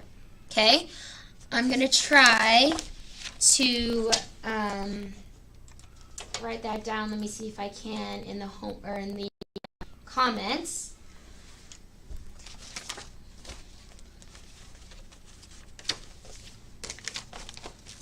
Let me see if I can do that for you guys, hopefully. But I'm going to put this really quickly on.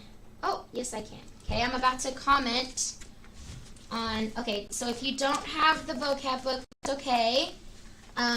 Obviously, I won't count that against you, but I'll make copies so that I'll give it to you guys on Monday, okay? No, you cannot go because you need the homework. Okay, so homework for today.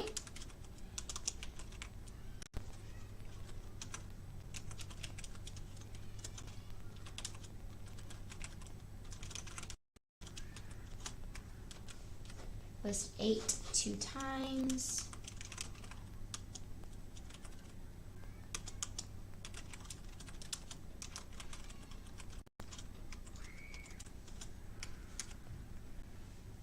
No, I just said you cannot go because you need the homework. Okay?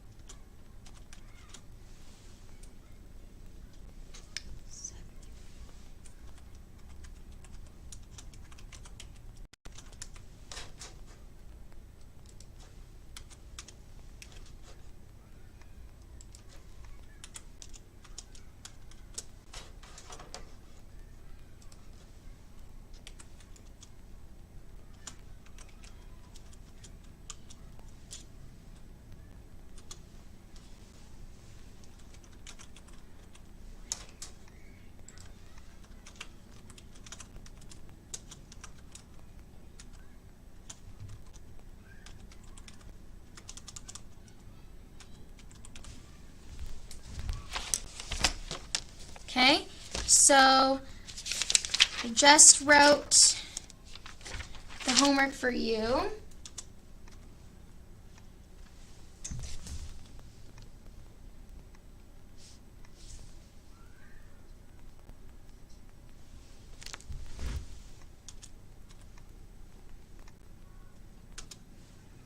Okay, now you guys can go. I hope you guys have a good day.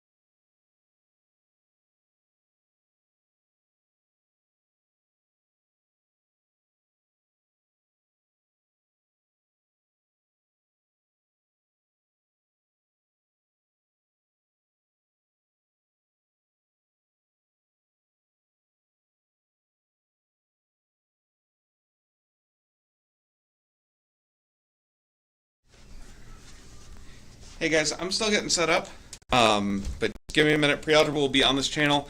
It's my understanding 7th grade you guys are going to be on Zoom. Apparently he's been doing that all week. So, should be right. But I will be back on in just a minute. I'm trying to fix something with the audio real quick, and then I will be back.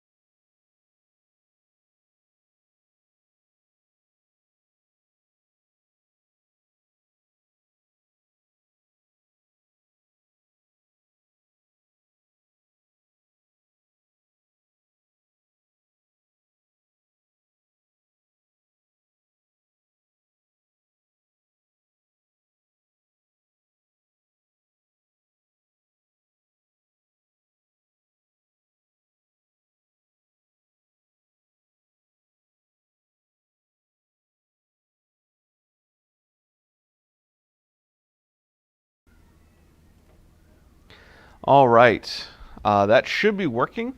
If you guys can hear me, please let me know in the chat. Before I get too far into today, I want to make sure that's working. I'll take this all the way off. Again, pre-algebra is here. Apparently 7th grade, you've been doing Zoom all week. It's the same, it should be the same link as before.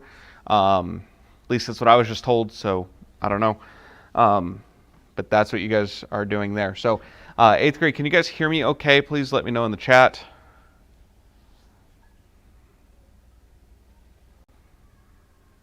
Yes, we are having math class on the stream. I just need to know if you guys can hear me.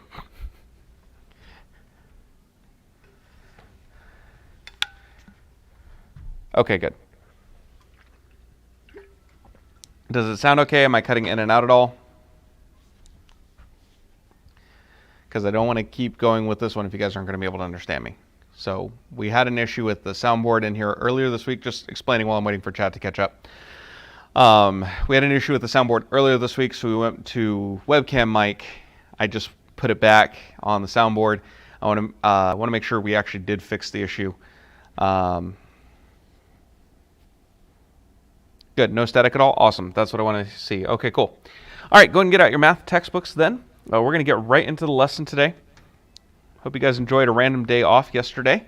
I was, as far as math goes, I know you guys had other classes.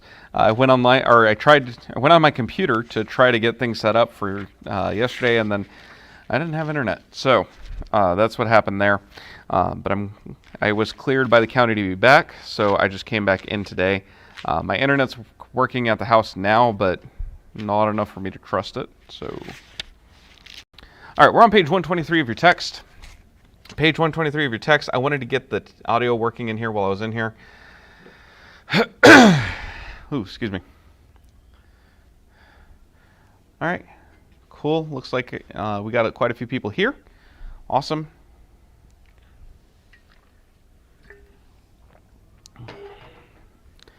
All right, we are on 3.6, Introduction to Algebra.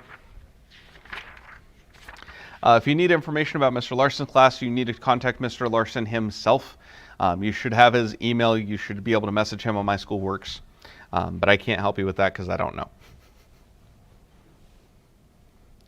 All right, but we should be all set here. Looks like it. Okay, I'm going to go ahead and get started because we don't have a lot of time. And we have quite a bit to cover today. All right, so let's first of all go to... There we go. All right. We are discussing Introduction to Algebra. We're on page 123 of your text. That's page 123. We are on 3.6, Introduction to Algebra. And so in order to introduce it, first thing we should probably do is define it. And so algebra is a branch of mathematics that uses letters and other symbols to represent unknown numbers.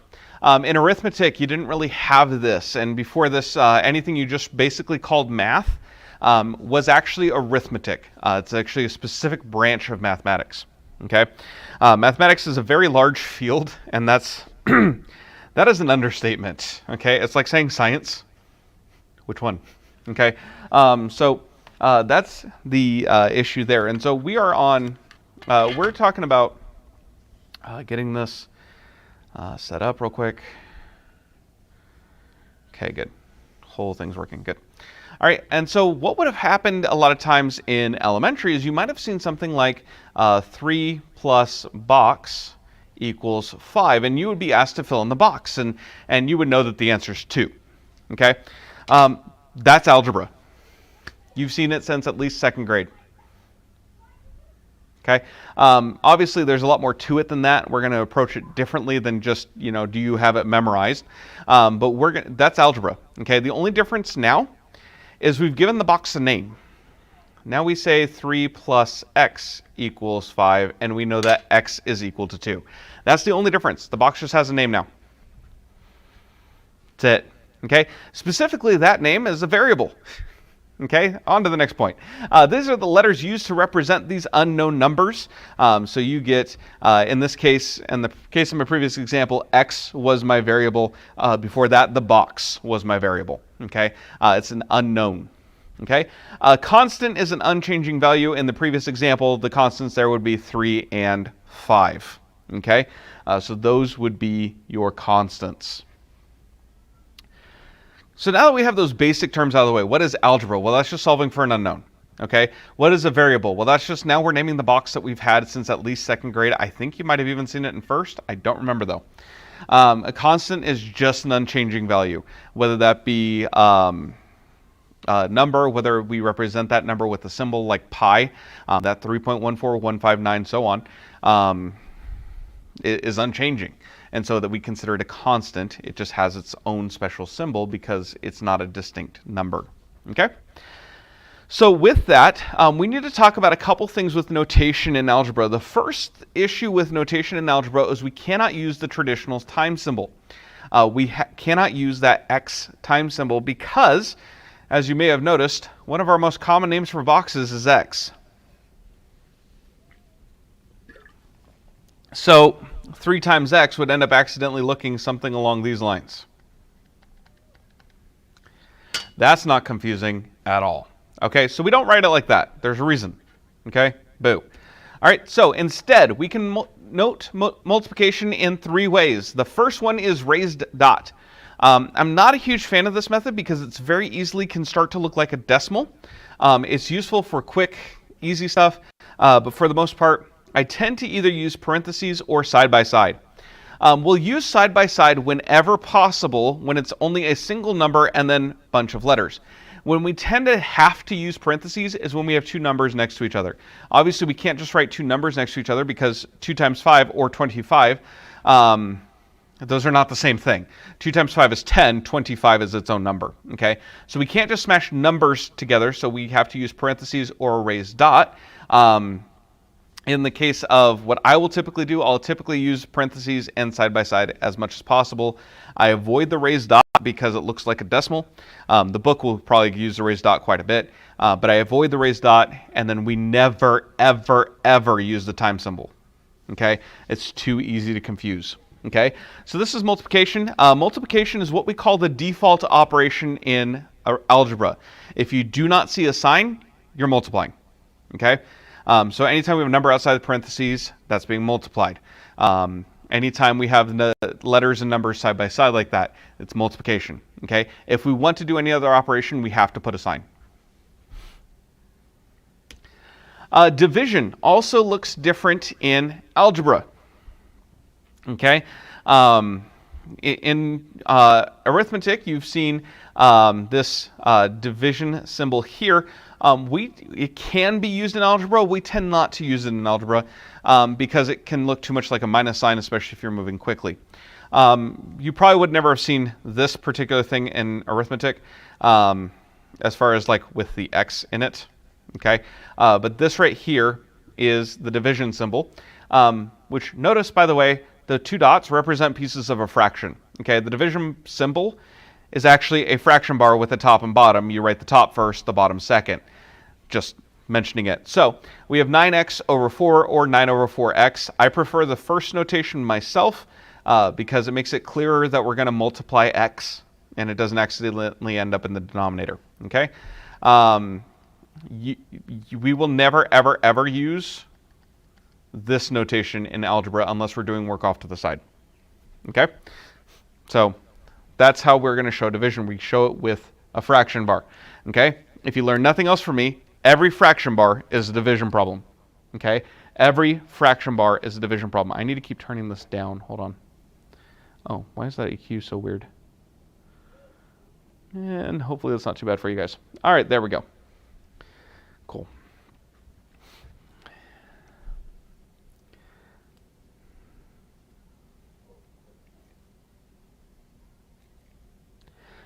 Typically also in algebra, one last note, you'll notice that we've kept the fraction in proper. Do not give me mixed numbers in algebra. Okay? Mixed numbers are evil. They're hard to check. They're hard to work with continually. Please make sure that you leave answers improper and make sure that you show division in this manner. Okay, so that's the couple differences in notation. Addition and subtraction look very much the same, except now we have sign numbers like we talked about at the beginning of the chapter. Okay, that's why we talked about them so heavily. So we tend to write things as addition of negative numbers if we need to instead of using subtraction. So you've already learned that notation. We're just briefly discussing the multiplication division notation. Nothing has changed about how we do those operations. The only thing that's going to change is how we write the operations. If I ever use the term algebraic expression, this is just a math statement using variables. Okay, so 3x is an algebraic expression. 2y is an algebraic expression. 5 theta is an algebraic expression. And if you're wondering what in the world theta is, it's a Greek letter that you'll learn about in higher math. Don't worry about it now. Okay, but I'm just mentioning anything that's using a variable is an algebraic expression. 3 plus 2 is considered an arithmetic expression, but 3x plus 2 is an algebraic expression. All right, so just kind of mentioning that there. A mathematical expression is not to be confused with an equation. An expression is just something using variables or symbols. An equation has an equal sign, hence the equa at the beginning. So just mentioning that there. All right, I'll answer that in a little bit. All right, now, real quick, if we have anything being multiplied, we call those factors in general. And we'll talk more about that here in just a minute, but I want to go ahead and define the term. So 3 times 2, 3 and 2 are both factors. So it's just anything being multiplied. And then if we ever say numerical coefficient, or often just the word coefficient, that means it's a constant in front of a variable. Now, I know I'm throwing a lot at you guys, so let's look at the picture here, okay? In this top example, that 3x squared, okay, we have a coefficient of 3. The exponent is 2. And you cannot mix and match the two. They're very different. Remember, a coefficient, when you're multiplying by a number, you're talking about repeated addition, okay? 3 times 2 means you're doing 3 plus 3, okay?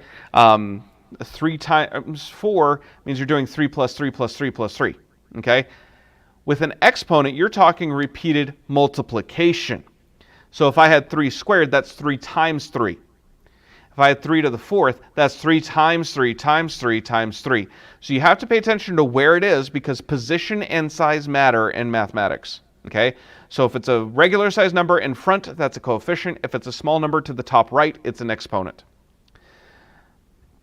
Now, in x squared y, these are both factors in this problem. This is a single term. We'll talk more about what terms are in a bit, but these are multiple factors, and this could be expanded to be x times y. If I were to ask you the numerical coefficient of this equation, you'd probably look at me confused because there's no number in front. Okay? If there's ever no number in front, there is an understood 1. Okay? And so that understood 1, so the coefficient of x squared y is 1. Okay? It's not 0, because if we multiply by 0, we get 0. If we multiply by 1, we get the thing itself. Okay? So there's always an understood 1 there. And I do have to answer this very quickly.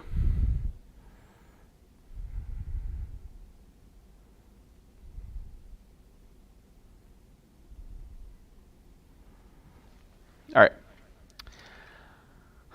Keep in mind, exponents are just repeated addition. That works for variables as well. So if I have 3 x's being multiplied, then that's x cubed. If, on the other hand, I have x plus x plus x, that's equal to 3x.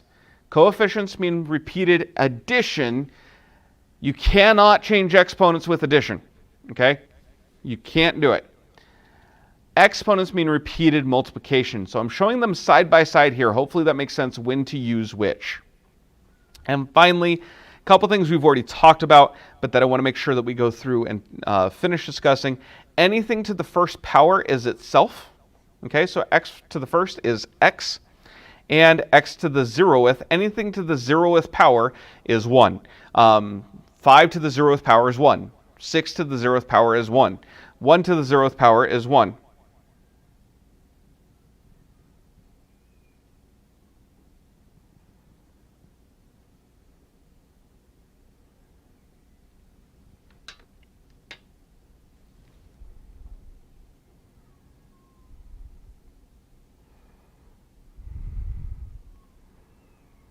Sorry, I'm also trying to give tech help because I do both.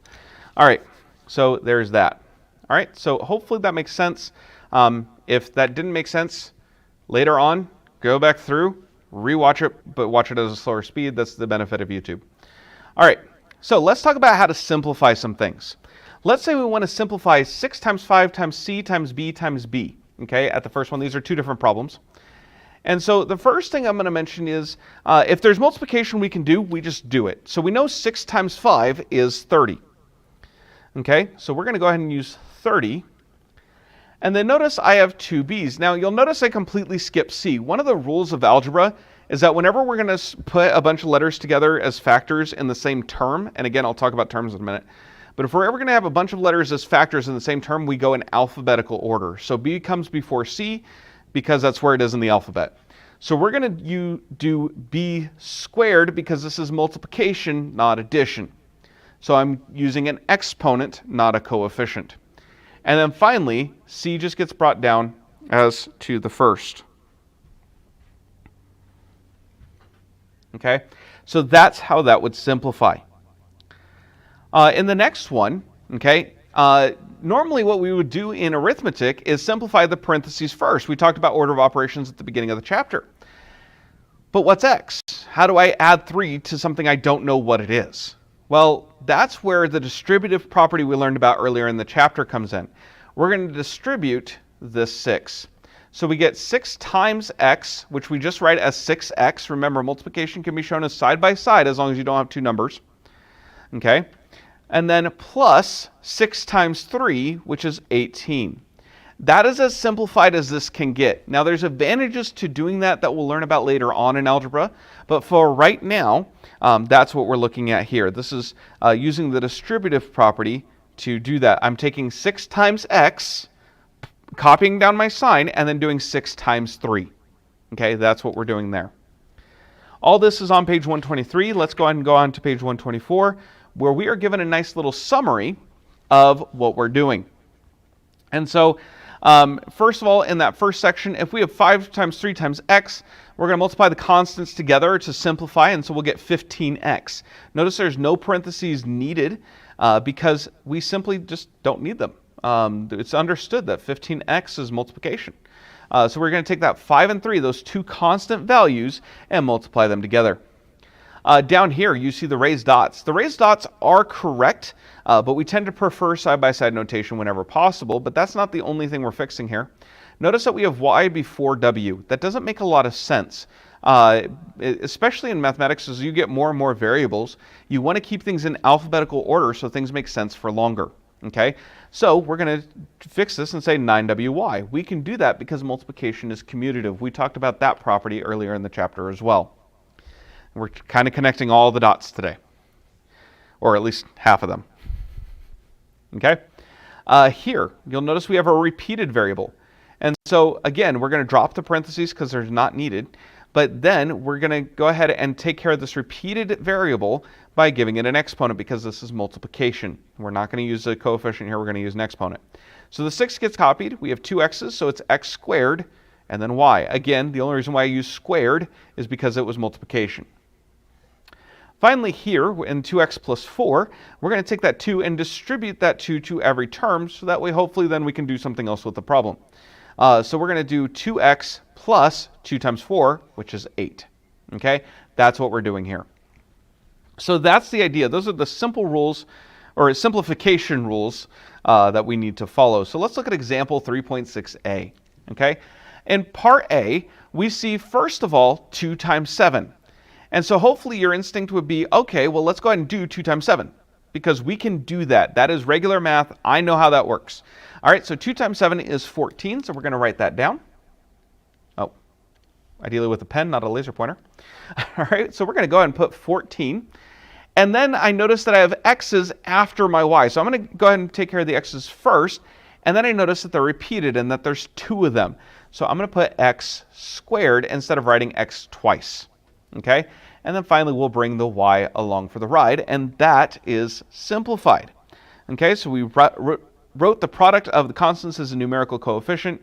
We wrote the variables in alphabetical order and combined any repeating variables. Okay? In the next one, we have 3x plus 4. Again, we're going to want to simplify here. So what we're going to do is we're going to distribute this 3 because that's all we can do. So we have 3 times x, which is simply written as 3x, plus 3 times 4, which is written as 12. Okay? And that is simplified there. Okay? That's all we can do. Your book does show an in-between step of where you can do 3 times x plus 3 times 4. If that helps you, feel free to do that. Okay, that is what we're doing in the background. I just don't write that step because I don't think that you should have a ton of unnecessary writing. I think you should show your work. You just shouldn't have unnecessary writing. All right, I'm seeing no questions so far in chat. I'm going to take that as a good sign. If you have questions, please ask them. I only have a couple more things I'm going to go over today because we're going to do this lesson over 2 days. That's actually how it's scheduled for me to do it. And we're going to go into some practice problems so you guys can be ready for your homework tonight. But we do have a couple more things to talk about. The first one is the word term. I told you guys we would talk about it. A term is anything separated by addition or addition or subtraction. So if there is no addition or subtraction, you have one term. So in the case here, if I have constant factors, I get a constant term. Okay, and so 2 times 3 times 5 gives me 30. That is a constant term. If I have constant factors and variable factors, or even just variable factors, these here will give me a variable term. Okay, and that's a combination of constant and variable factors, or simply variable factors. Keep in mind, the sign will belong to the term, not the operation. So down here, I've written an example of 3x minus 2y. Well, first of all, notice that we have two terms. We have a first term of 3x and a second term of negative 2y. Okay? You're like, Mr. S, I thought you said it had to be addition or subtraction. Yes, but remember, we're going to put a plus sign and treat that as a negative. Okay? So we would write in a plus and then negative 2y, the term becomes negative. So the sign stays with the term, okay? And that's very important there, okay? So the numerical coefficient of that second term is negative 2, not just 2. You have to keep the sign with the number, okay? So we have the second term, the thing after the addition, that's just minus, but you have to remember that negative still belongs to that number. And then one last term, and I promise that will be as much information overload as I'm going to pile on today, is polynomials. Poly just means many, nom means number. Okay, so it's many numbered things is literally what the word means. Okay, so it's a really fancy math term. It just means there's a lot of numbers. Okay, if we have what's called a monomial, it means it has one term. There's no addition or subtraction. There's just the thing multiplied. Okay, and you see examples of monomials there. Binomials, you'll notice we have two terms. Again, using this plus sign as our divider, we have one term, two term. Okay, that's the idea. So all the way down there, you see binomials. And then if we have three terms, as seen here, we have two dividers. Okay, this is a term, this is a term, and this is a term. By the way, that negative goes with the 9, sorry. Okay, those are all the terms. Okay, and that becomes a trinomial. Now, after 3, we just say polynomial. Okay, we don't go on to quadrinomial. Goodness, there's a reason we don't. We don't go to quinomial. Those aren't things. We just say polynomial after that. Okay, so just mentioning that there with that. If you can't tell what type of polynomial you have, simplify. For example, if I had 6 times x times y, well, if I simplify this down into 6x squared y, then that's going to be much clearer that that's a monomial. Okay? If, on the other hand, I have 2 times x plus 4, well, which is it? Well, let's go ahead and simplify, and then we'll find out. We have 2x plus 8. That's a lot clearer that that's a binomial, because I went through and multiplied everything by 2. Okay? And so it's a lot clearer what the classification is. All right? That is the end of the lecture. Let's go on to the practice problems.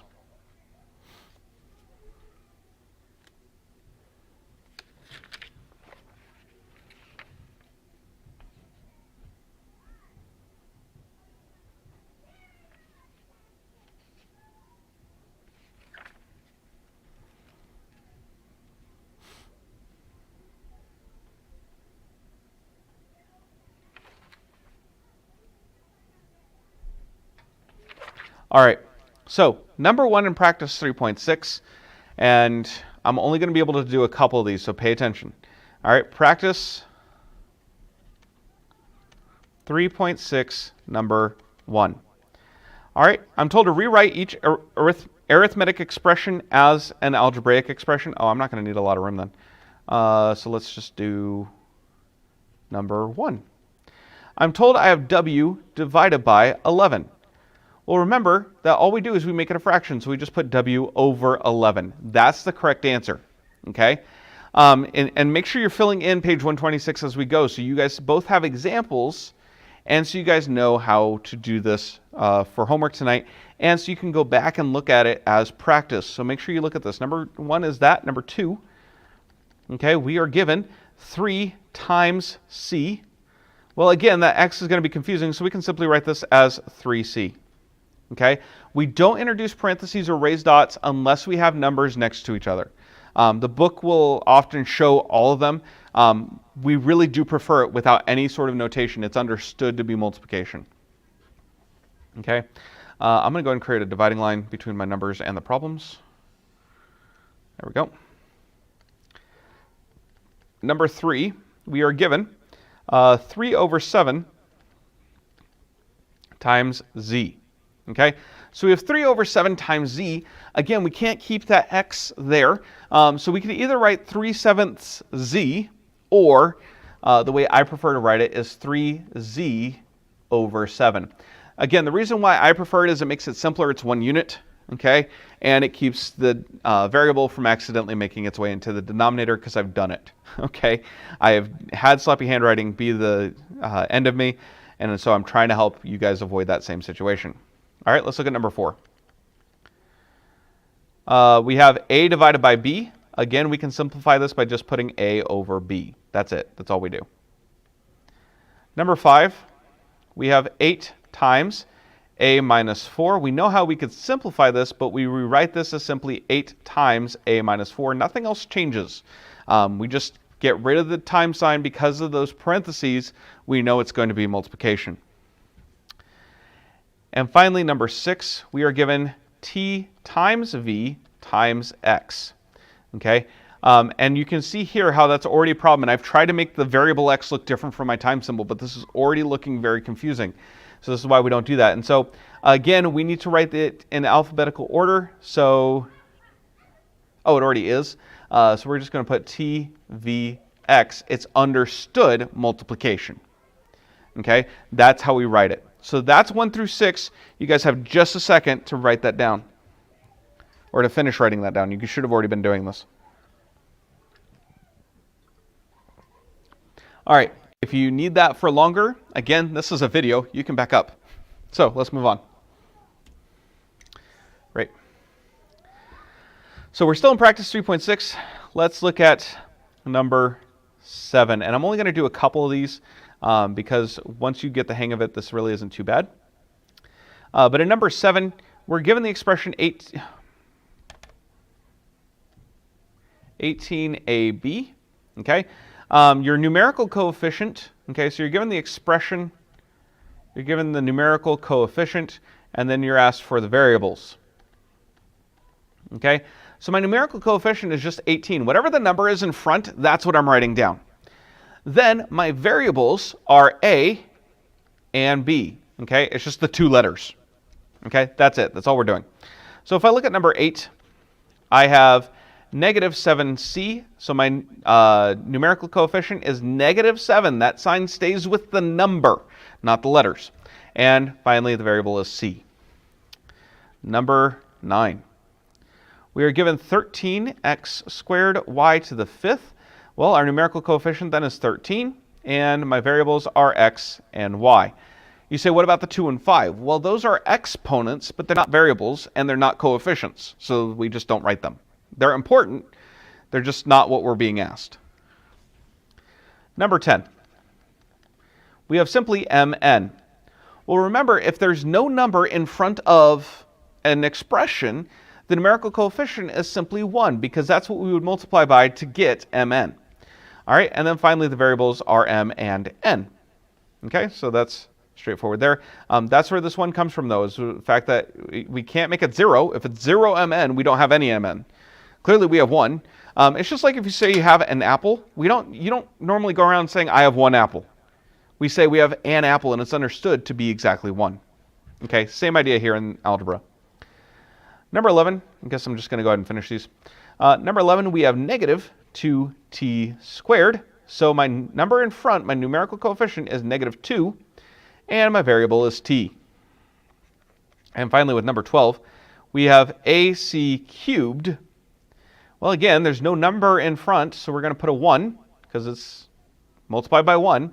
And our variables are a and c. Again, we're not worried about exponents here.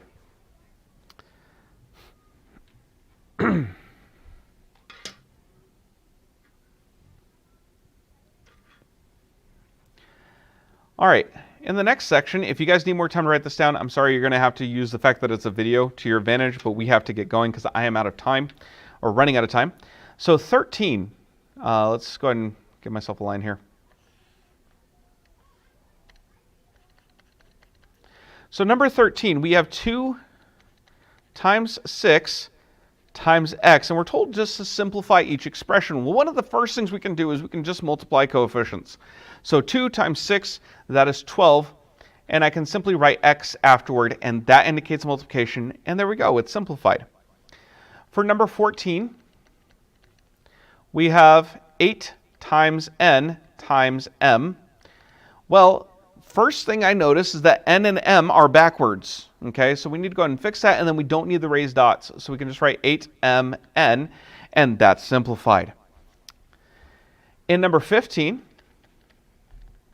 we have 4 times k plus 1, and this is equal to, well, we're going to distribute that 4. So we're going to have 4 times k plus 4 times 1. So we get 4k plus 4. That's simplified. With number 16,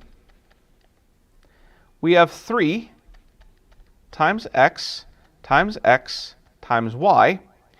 Well, we're going to have 3, and then I have multiple variables, so we're going to say x squared y.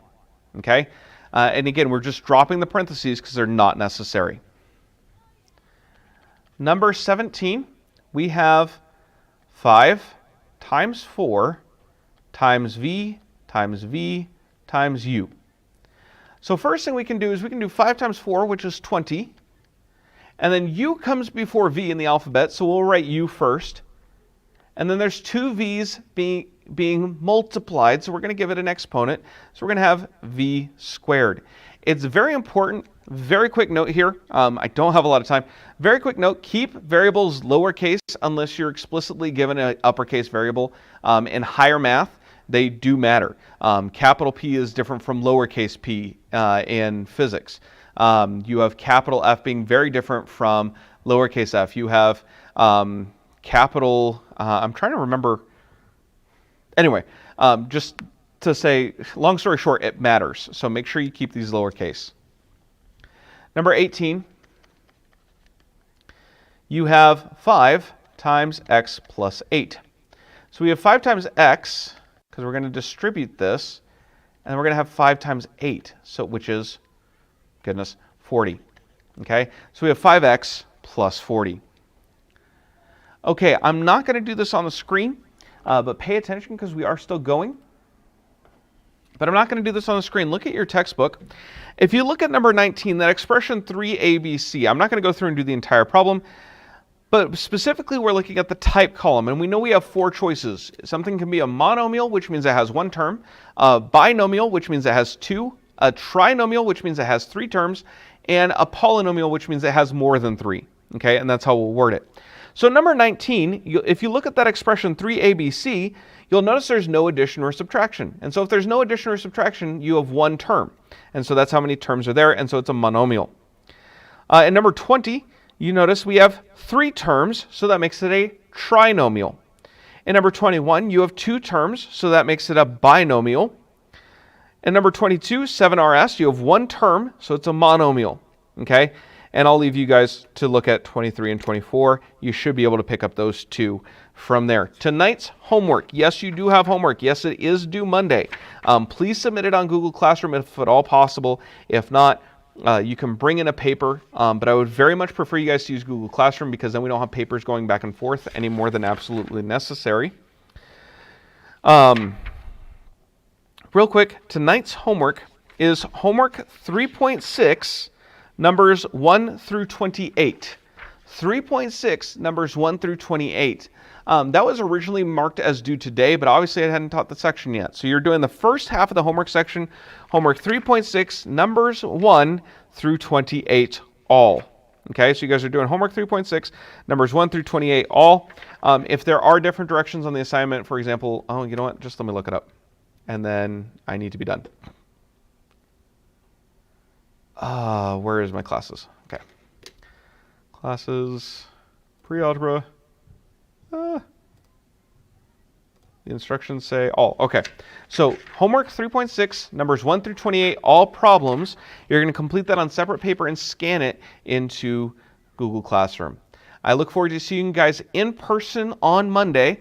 Keep in mind, this is due on Monday. If you will not be back in person, please send me a message if you're not normally a distance learner, so that way I can be more prepared for that. And I will see you guys then. Have a great day.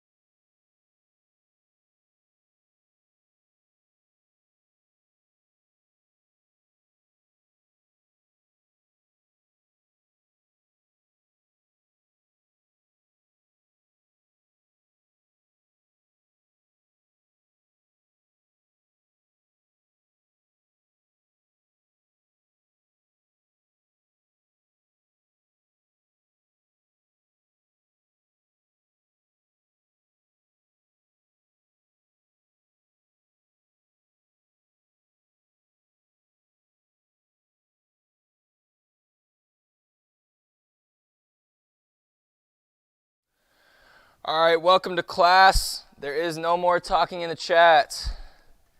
Okay, hopefully everyone is doing well. Okay, there's no more. I see you guys are having a discussion. Okay, at this point it stops. If I see anyone say anything else, you will receive demerits. That'll be direct disobedience even though you're not here. No more. Okay, as well. Okay, I see some improper language also in there. Okay, we do not say improper language. Okay, listen up. Okay, there is no improper language. Next time I see that, you're going to get demerits instantly. Okay, this is the same setting as if you're in school. If I heard that, you'd receive demerits instantly. Okay, there's no more. I can see everything you guys say from the beginning of the day. Okay, yep. The only thing you should be saying is that you're here. Okay, is that you're here, or if you have any questions. Okay, so we have John, Natalie, Cody, Emily, Jason, Cheyenne, Emma, Jasmine, Nico, Micah, Kayla, Joey, Hudson, Aaron, Chase, Brianna, Jezreel. Okay, looks like we might be missing. Boom, boom, boom. John's here. I saw him. Did I read his name already? No, I don't see his name. Ariana's there. Okay, and I saw Emily was here, but she's not saying here, unless she did already. No, she already did. Mia's here. Okay, for those who have been missing school these last couple days and not being on, because not everyone was on yesterday, okay, just a heads up, we had a test due yesterday. Okay, it was given to you before you left. It was emailed to those who weren't here. Okay, if you did not get it, this is your last chance. Okay, you might not even receive full credit because I've said it Wednesday. I said it yesterday. Okay, if you do not have our test, it was given to you before Thanksgiving break. Okay, you're supposed to either drop it off or turn it in. Okay, if you have not turned in or have not gotten your test, okay, you need to tell me. You need to say, hey, I never got it. Okay, most of you should have, and there might be a few that didn't. Okay, the few that didn't. If you just weren't here, okay, that's fine. If you weren't here Thursday or Friday, okay, you will just take it when you get back to school on Monday. Okay, I need you guys to do that. If you don't do it, it is a 0. If someone doesn't tell me, hey, I didn't get it, there's only a few people left. I can even check. Give me one moment.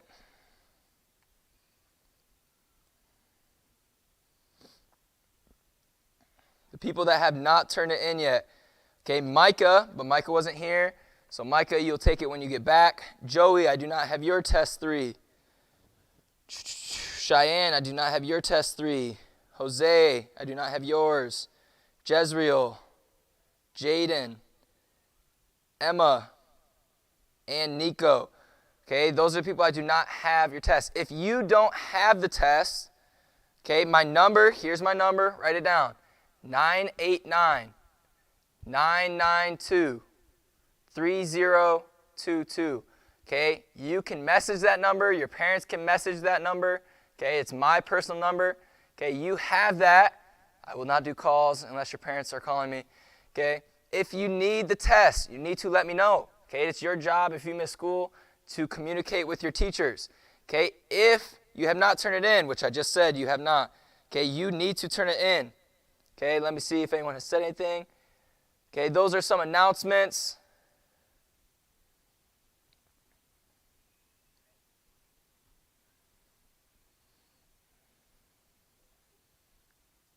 Jose, I don't believe I got your test unless you turned it in today in the office.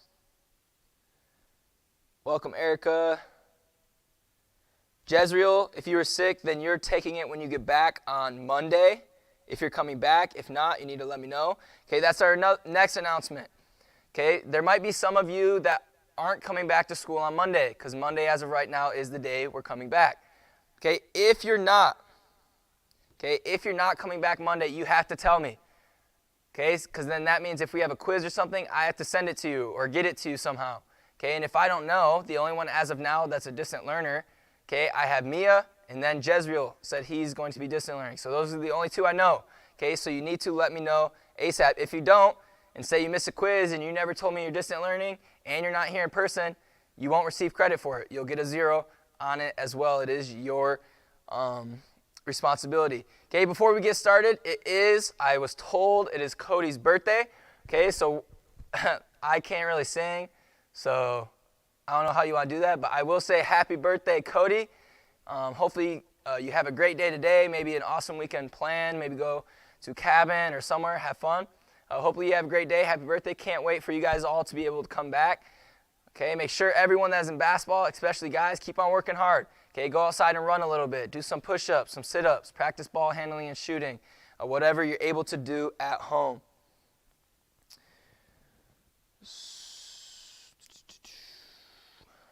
I can check on that. Emma, if you could have him resend it. If he sent the paper, I'll check again. I didn't have it in my box. If you still have it, have him send it to me again so I can get those. There might be an echo. There's a new mic. I don't know how it works. Okay, don't tell me in the chat that you won't be here. You need to text me so I can remember. I don't have this chat on me personally. Again, don't say it in the chat. Just tell me personally. Sing. Would that make your day? Would it make your day if I sang for you, Cody? All right. Happy birthday to you. Happy birthday to you. Happy birthday, dear Cody. Happy birthday to you. There you go. That's it. That's all I'm doing. That's all Mr. Cole can do on the vocals. All right. I sang. No more. All right, guys. No more. Seriously. No more in the chat. I know there's a little bit of a lag. No more comments in the chat. For those who need to get that test turned in, you need to turn it in today or else I'm putting in a 0. Okay, you might be able to make it up for half credit. The only people that were exempted as of now would be Jezreel and Micah. Okay, those people need to do it or turn it in or take it once you get back. Okay, that means if Jezreel, you're distant learning, you need to remind me. I'll send it to you. Micah, you'll take it once you get back.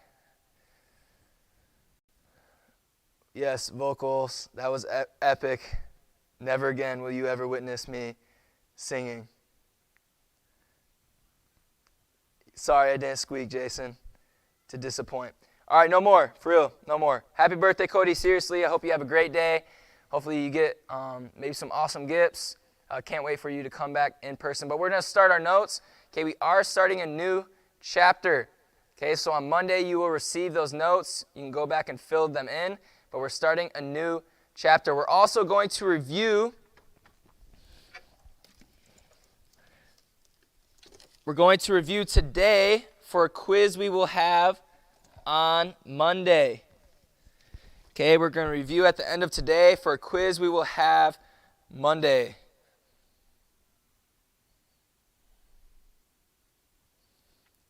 Yes, Jezreel, I'll send you the test at the end of class. Okay, we're starting another chapter, chapter 11, which is going to be from the empire to feudalism. Okay, we've seen different empires rise. That's kind of what the focus was on everything. Okay, but now we're going to see this idea of feudalism. Okay, yes, Jezreel, I'll see it. I'll send it to you after class.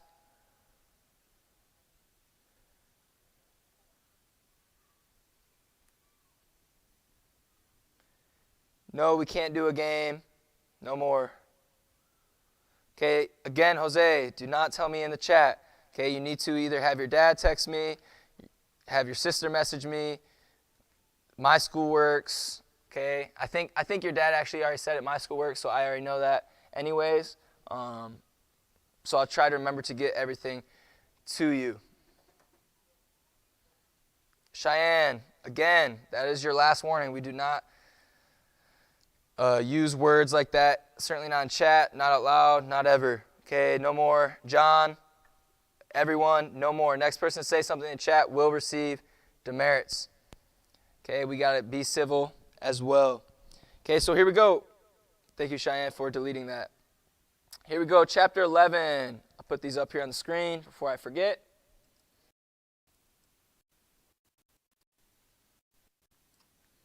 Chapter 11, from the empire to feudalism. So we're going from we're going to be talking about a new Roman Empire and the rise of Europe as a country.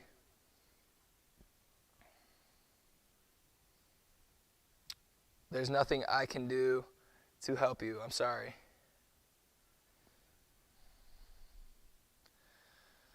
Just give me 1 second then.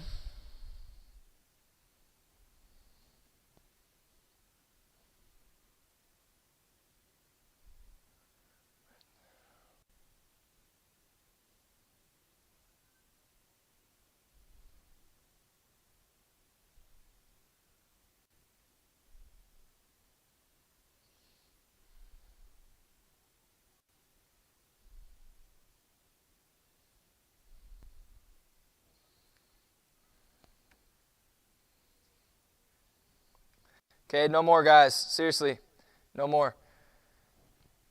Okay, we'll try to deal with that the best we can with that situation. Okay, we're starting chapter 11. We'll have a quiz over chapter 10 on Monday. We'll review at the end of class. We don't have a lot of time, so let's get going. We're not going to do too many. Okay, again, I would say, so follow along in your book, page 107. Okay, note number 1, just put number 1 by that spot once we get there, because you guys won't have time to write everything down on a separate sheet of paper probably. Okay, you go too slow, no offense. Okay, and then once you get the notes, I'll have a printed out for you guys for Monday. Okay, once you get the notes, then you guys can just fill them in later. Okay, so here we go. Okay, dreams of Rome after Christ. While distorted Christianity and Islam battled in vain for the world.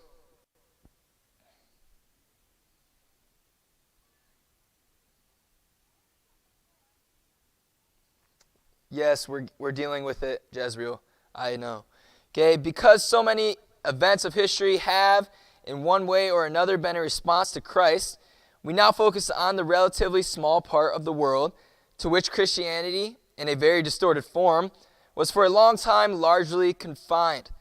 The people of Western Europe, though few in number compared to the rest of mankind, now become the main actors on the stage of world history. Christendom, or remember the furthering of Christianity to other people, making them believe, okay, for all its grievous errors, did have the Bible. Okay, Christendom, they had the Bible, but remember, instead of focusing on God and the Bible, okay, they made it all about them and crusades and all these different things, and they just used, we're doing this for God, when they weren't really, they're just doing it for themselves.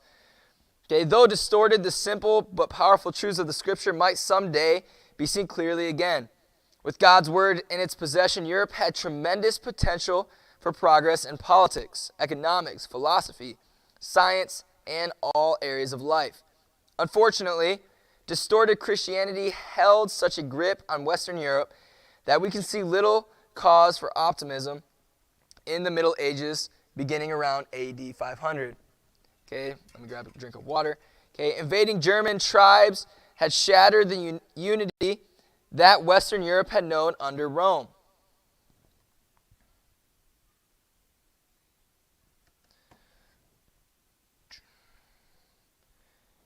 It is page 107. Page 107. Okay, moving forward, the combination of politics and distorted Christianity that Constantine had put together captured imaginations. Men envisioned Christendom as an empire with basic Christian beliefs. Everyone knew that the old Roman Empire was dead, and we have already seen how Islam shattered the dream of Christendom as a world empire. But the goal of Christian empire encompassing at least Western Europe spurred many to action.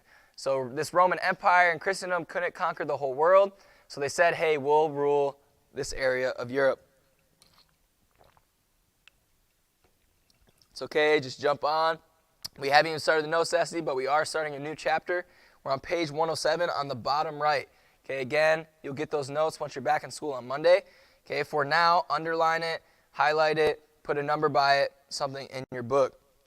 Okay, so we're moving to the church as heir to the Roman Empire. So this Roman Empire, now it's going to be, the focus is the church, and we're going to see that how it spreads through all of present-day Europe.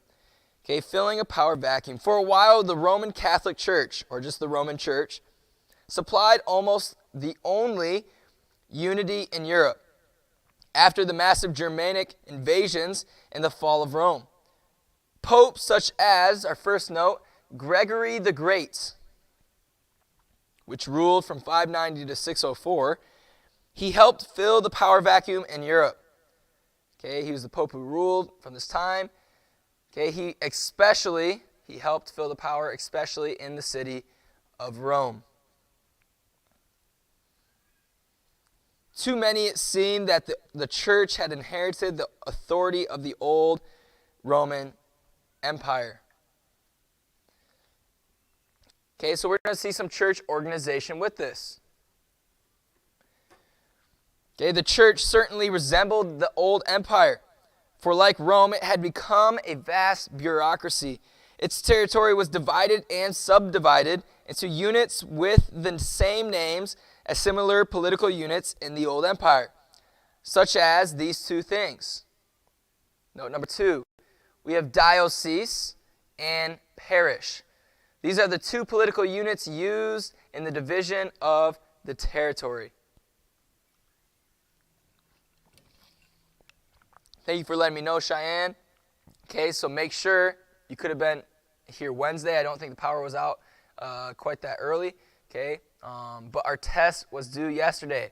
Okay, since you weren't here yesterday, your power was out, you'll have today. It will be due today. That was sent home with you. If you don't have it, again, message me, email me, MySchoolWorks, any one of those 3. Okay, let me know you didn't get it, which you should have. I gave almost everyone a paper copy, unless you weren't here, like Micah and Jezreel. Micah, you can take it once you get back. Jezreel, I'll send it to you today as well. So just make sure you get that turned in today. If it's not turned in today, you will receive a 0. Okay, so moving on, these are the two political units used in the division of the territories. Okay, one very powerful official headed each unit. This official was responsible to the next highest official and eventually to the Pope. Just as the emperor had ruled the empire's bureaucracy, so the Pope will be the head of this hierarchy. Okay, so this is what this new age or new, not empire, but this idea of feudalism will look like. Okay, instead of the emperor being the top, this is kind of the hierarchy of the church. These are the rulers now in this land.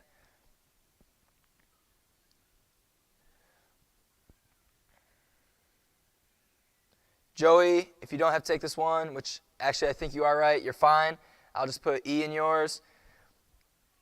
Aaron, you've known this for a while. Okay, you were here Wednesday. I told you it was due yesterday. Again, I will give you a little mercy. I know distant learning is a little harder. We weren't all planning on it. It needs to be turned in today. Okay, that test was given to, I believe, is given to your dad, but I think I gave it to you as well. Okay, if you weren't here before that, so those last couple days, okay, you'll just take it when you get back to school. If you're continuing distant learning, you need to text me, let me know, not through the chat, but on my phone. Okay, so I can send it to you, just like the good old times. Okay, but we see this hierarchy, which are persons arranged in a series according to the degree of their power of the Roman Church. The Pope was the head of the hierarchy of the Roman Church. As we see, it went Pope, cardinals, archbishops, bishops, priests, Catholics, and that was kind of their set hierarchy. Okay, popes even used the title, okay, note number 4, Pontifex Maximus, which meant, or is translated, the high priest. This is what popes would refer themselves as. Pontifex Maximus, which means high priest. It is a title once used by the Roman emperors. Remember when we talked about Caesar Augustus, also known as Octavian.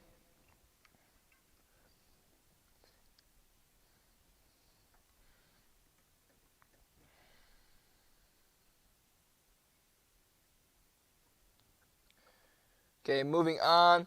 Okay, by 498, Clovis was calling himself, I skipped a lot. I'm sorry, let me go back. I was reading the wrong page. Okay, but popes fell short of the ancient emperors in power, although they wanted the power. Okay, they fell short of it. Initially, they had to rely on supposed spiritual authorities to enforce their will. It was not long, however, before they found a way to get armed might on their side. Okay, they couldn't receive power by themselves through the church, so they said, hey, we need some strength, some guys to back us up in power. Okay, with the disintegration of the Western Roman Empire and the settlement of the German tribes, most of the armed might was in the hands of the military strongmen, also known as lords. Lords were military strongmen who controlled the small dominions.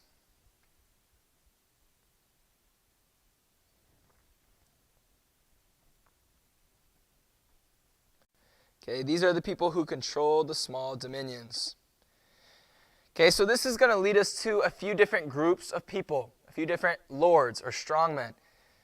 Okay, first, in different tribes. First, we have the German tribe of the Franks. The Franks. Franks, again, were the German tribe who settled in Western Europe, where France and Germany are today. Okay, back then you didn't have the French and the Germans and the English. Okay, these were all considered like the Germans. Okay, at this time, it wasn't the Germans today. They were just all called Germans. Okay, so we have the German tribe of the Franks. They settled in Western Europe where France and Germany are today. Okay, Franks literally means free. It literally means free. A Roman general had once oppressed the Franks and the Germans. Remember the Visigoths.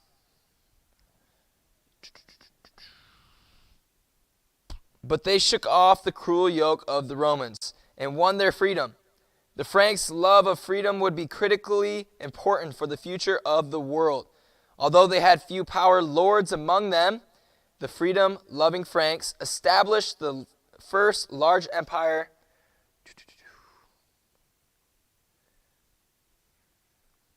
Yes, just like John is trying to show through emoji. If you guys miss anything, again, you can go back and watch this later, or you can rewind it yourself. Okay, it is a live stream, and it will be there. You can go back and watch it later. Okay, so we see Franks is free. The Franks established their first large empire in Western Europe after the fall of Rome and helped popes to acquire the world power they desired.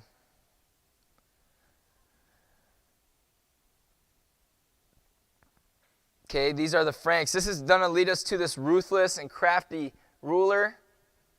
I'll give you guys a few seconds to get this written down or highlighted, however it was.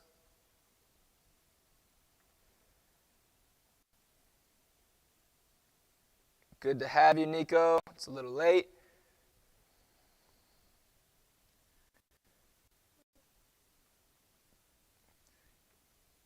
Yeah, you should be good now. Thank you for joining. I see the other account wasn't working because we had to disband or something. Okay. Again, Nico, hopefully you were hearing. I need your test as well. I never got it.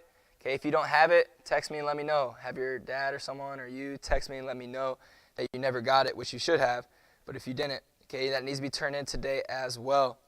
Okay, so this ruler that we're going to be talking about is Clovis. Clovis. He was the first great Frankish military and political leader, obviously of the Franks. Okay, at 486 AD, he united the Franks and led them to victory over the Romans and fellow Germans.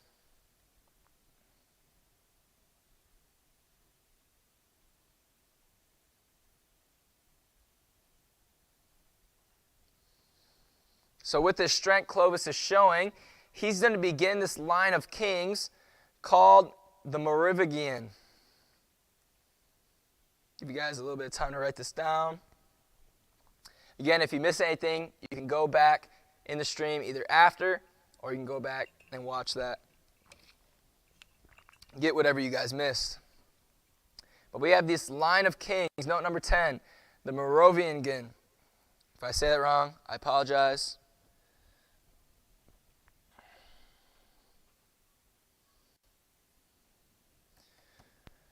Okay, this was the line of kings named for Clovis's grandfather, Merovi.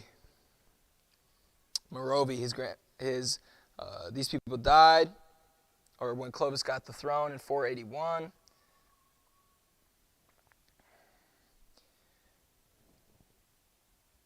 Okay, so know about Clovis, know about the line of kings he started. He named it after his grandfather, Merovi.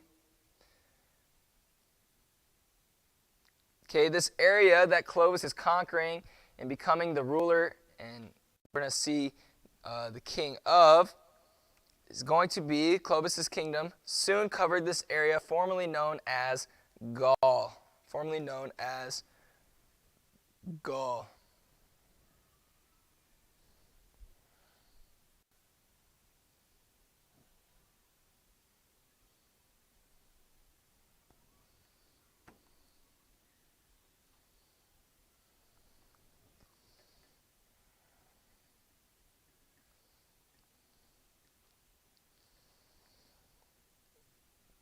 Formerly known as Gaul. Okay, stretching from the east of the Rhine River in the north to the Pyrenees, okay, the mountains in the south, Clovis was an extremely crafty warrior and ruler. He treated and conquered people leniently and tried to connect his kingdom with the old Roman Empire, hoping to gain some of the respect with which people still remembered it. So we're going to see Clovis and Christianity. What was the relationship between Clovis and Christianity? Okay, by 498, Clovis was calling, which is our next note, number 12, by 498, Clovis was calling himself a Christian and claimed that God helped him turn a losing battle at Tolbiac into a great victory. You want to know that place, Tolbiac, the battle at Tolbiac. You'll want to know that. After this battle, Clovis was baptized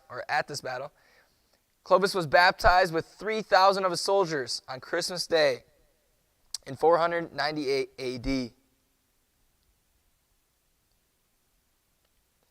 Okay, so we see Clovis, again, he was a strong warrior and ruler, but now he's starting to connect religion and politics with this.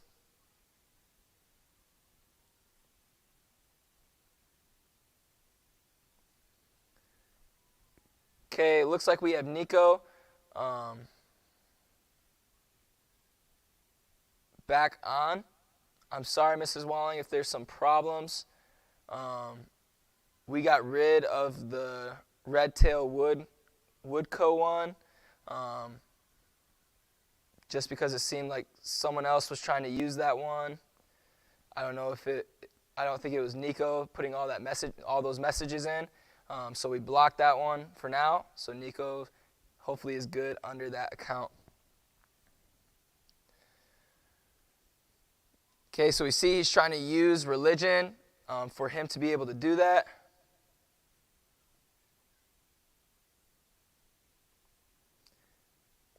Yes, I understand. I knew it was your guys' company, but it seemed like someone else either hacked it or mimicked it. So they were using that. I knew that was Nico, okay? I'm just having, it's better that it has this one, okay? I mean, we can't do anything about someone else using the name. All I can do, again, is we blocked the other Red Tail Woodco for this stream. The account you're using with Nico now should work perfectly fine.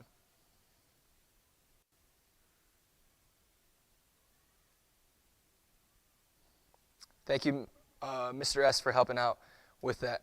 Okay, so moving on. As we're running out of time, let's keep on moving.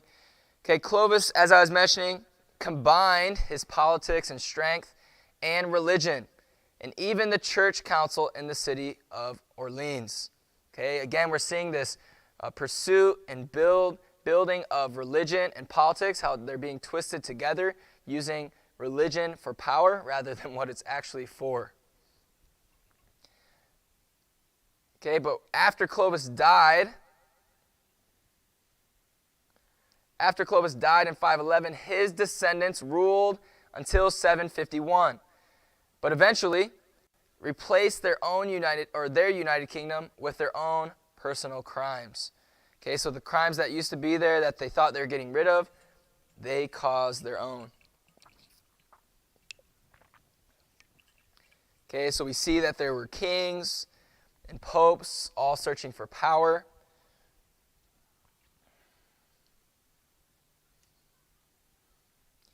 Okay, this is going to lead us to our next note.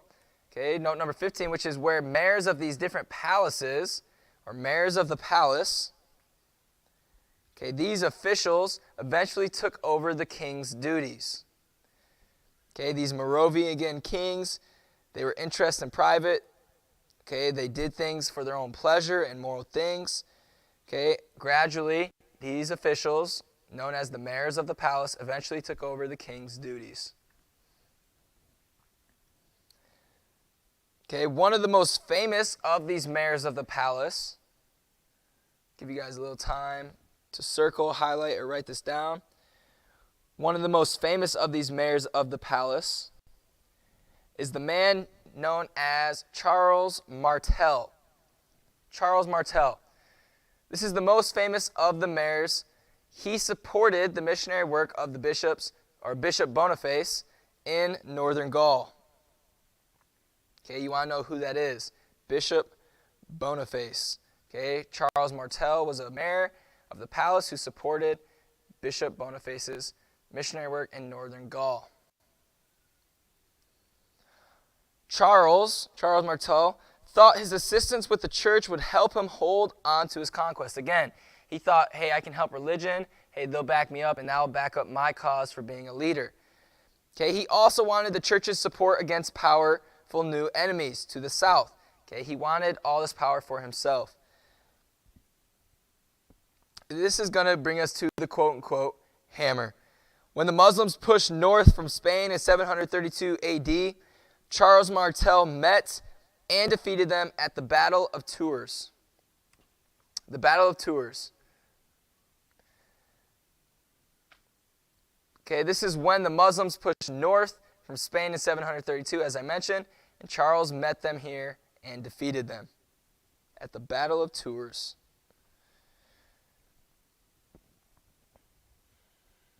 He continued, and we've heard about this Battle of Tours recently in the last chapter anyways. He continued to beat the Muslims back in a series of battles that lasted nearly a decade and earned himself the name Martel. Okay, again, Charles Martel. Okay, he didn't have his name originally, but we know him by that name because he earned it after the Battle of Tours. So his name was Charles. Obviously, we don't really know his last name because it didn't matter, because it became Charles Martel. And Martel, Charles earned this nickname Martel, which means, as I said, the hammer, it means hammer. Charles Martel, someone with great strength. Charles Martel's victories prevented Western Europe from being swallowed up by the Muslim Empire. They also set the stage for Martel's son Pepin to take another step toward combining politics and religion and reviving the old Roman Empire. Okay, that is it for notes for today. Okay, but we're not done quite yet. We have a few more things to go over. Okay, it seems like some people already left, sadly. But you got to make sure you're tuning in, because first for homework, we're going to be doing section review 11.1. So page 109, section review 11.1. Page 109, section review 11.1. 1 through 7 all of the questions. It's not too many, but you're doing all of the questions.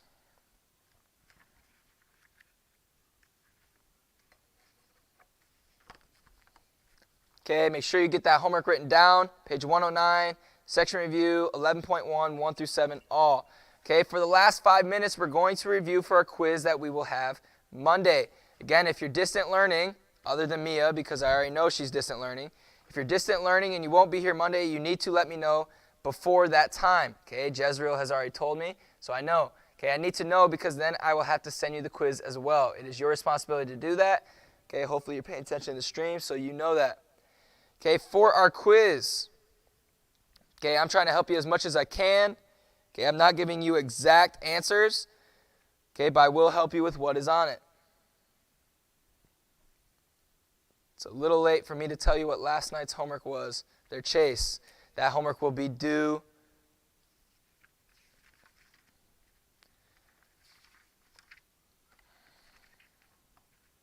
believe last night's homework was page 106, 10.2.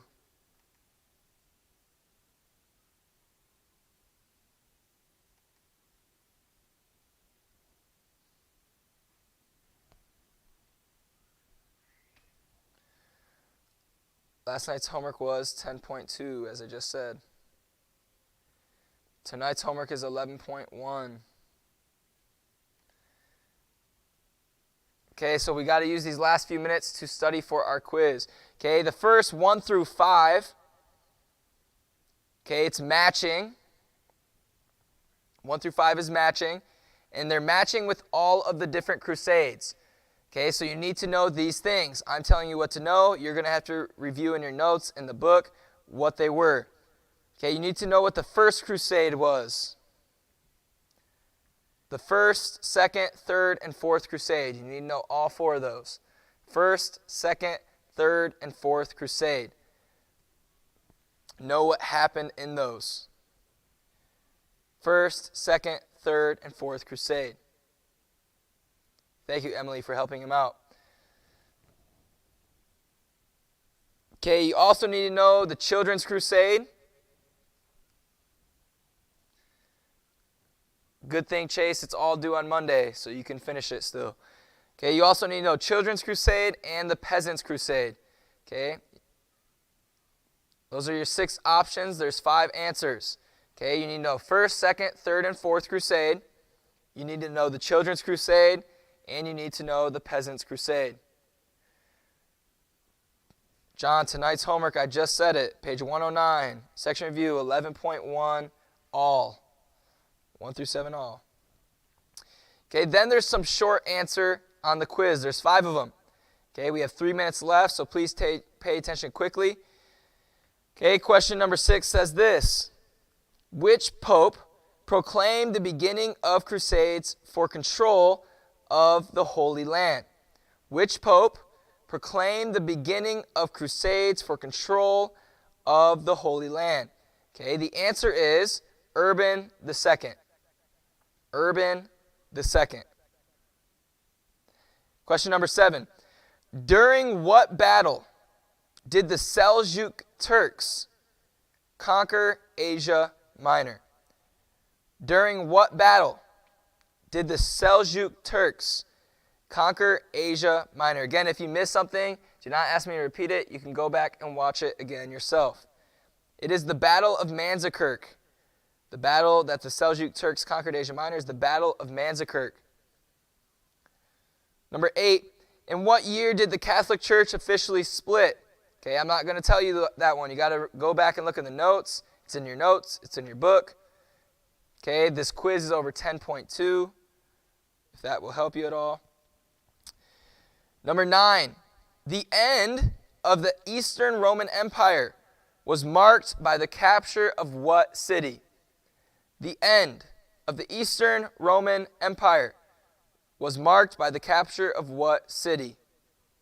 And lastly, who led the Ottomans in the capture of that city? Okay, so whatever the city that we just talked about in number 9, the last one, who led the Ottomans in the capture of that city? Again, all that information is in section 10.2 from last chapter. Okay, narrow it down a little bit so you don't study all of chapter 10. It's just chapter 10, 10.2. Okay, that will be on Monday. Be ready for that. Hopefully you guys are doing well. Distant learning I know is a little tough. We will be back in person as of right now that I know of on Monday. Okay, if you're choosing to distant learn next week, I need to know. You need to contact me, whether, again, My School Works, email or text. Most of you have my number now. I've told you before, email or My School Works. Okay, I need to know that for me to get you what you need. If you don't contact me, okay, I can't help you, and then that hurts you because you missed out on something and you will receive a 0. Okay, hopefully you guys are doing well. Again, any questions, let me know right away, and I'll do my best to help you with that. Hope you guys have a great day, and we'll see you on Monday.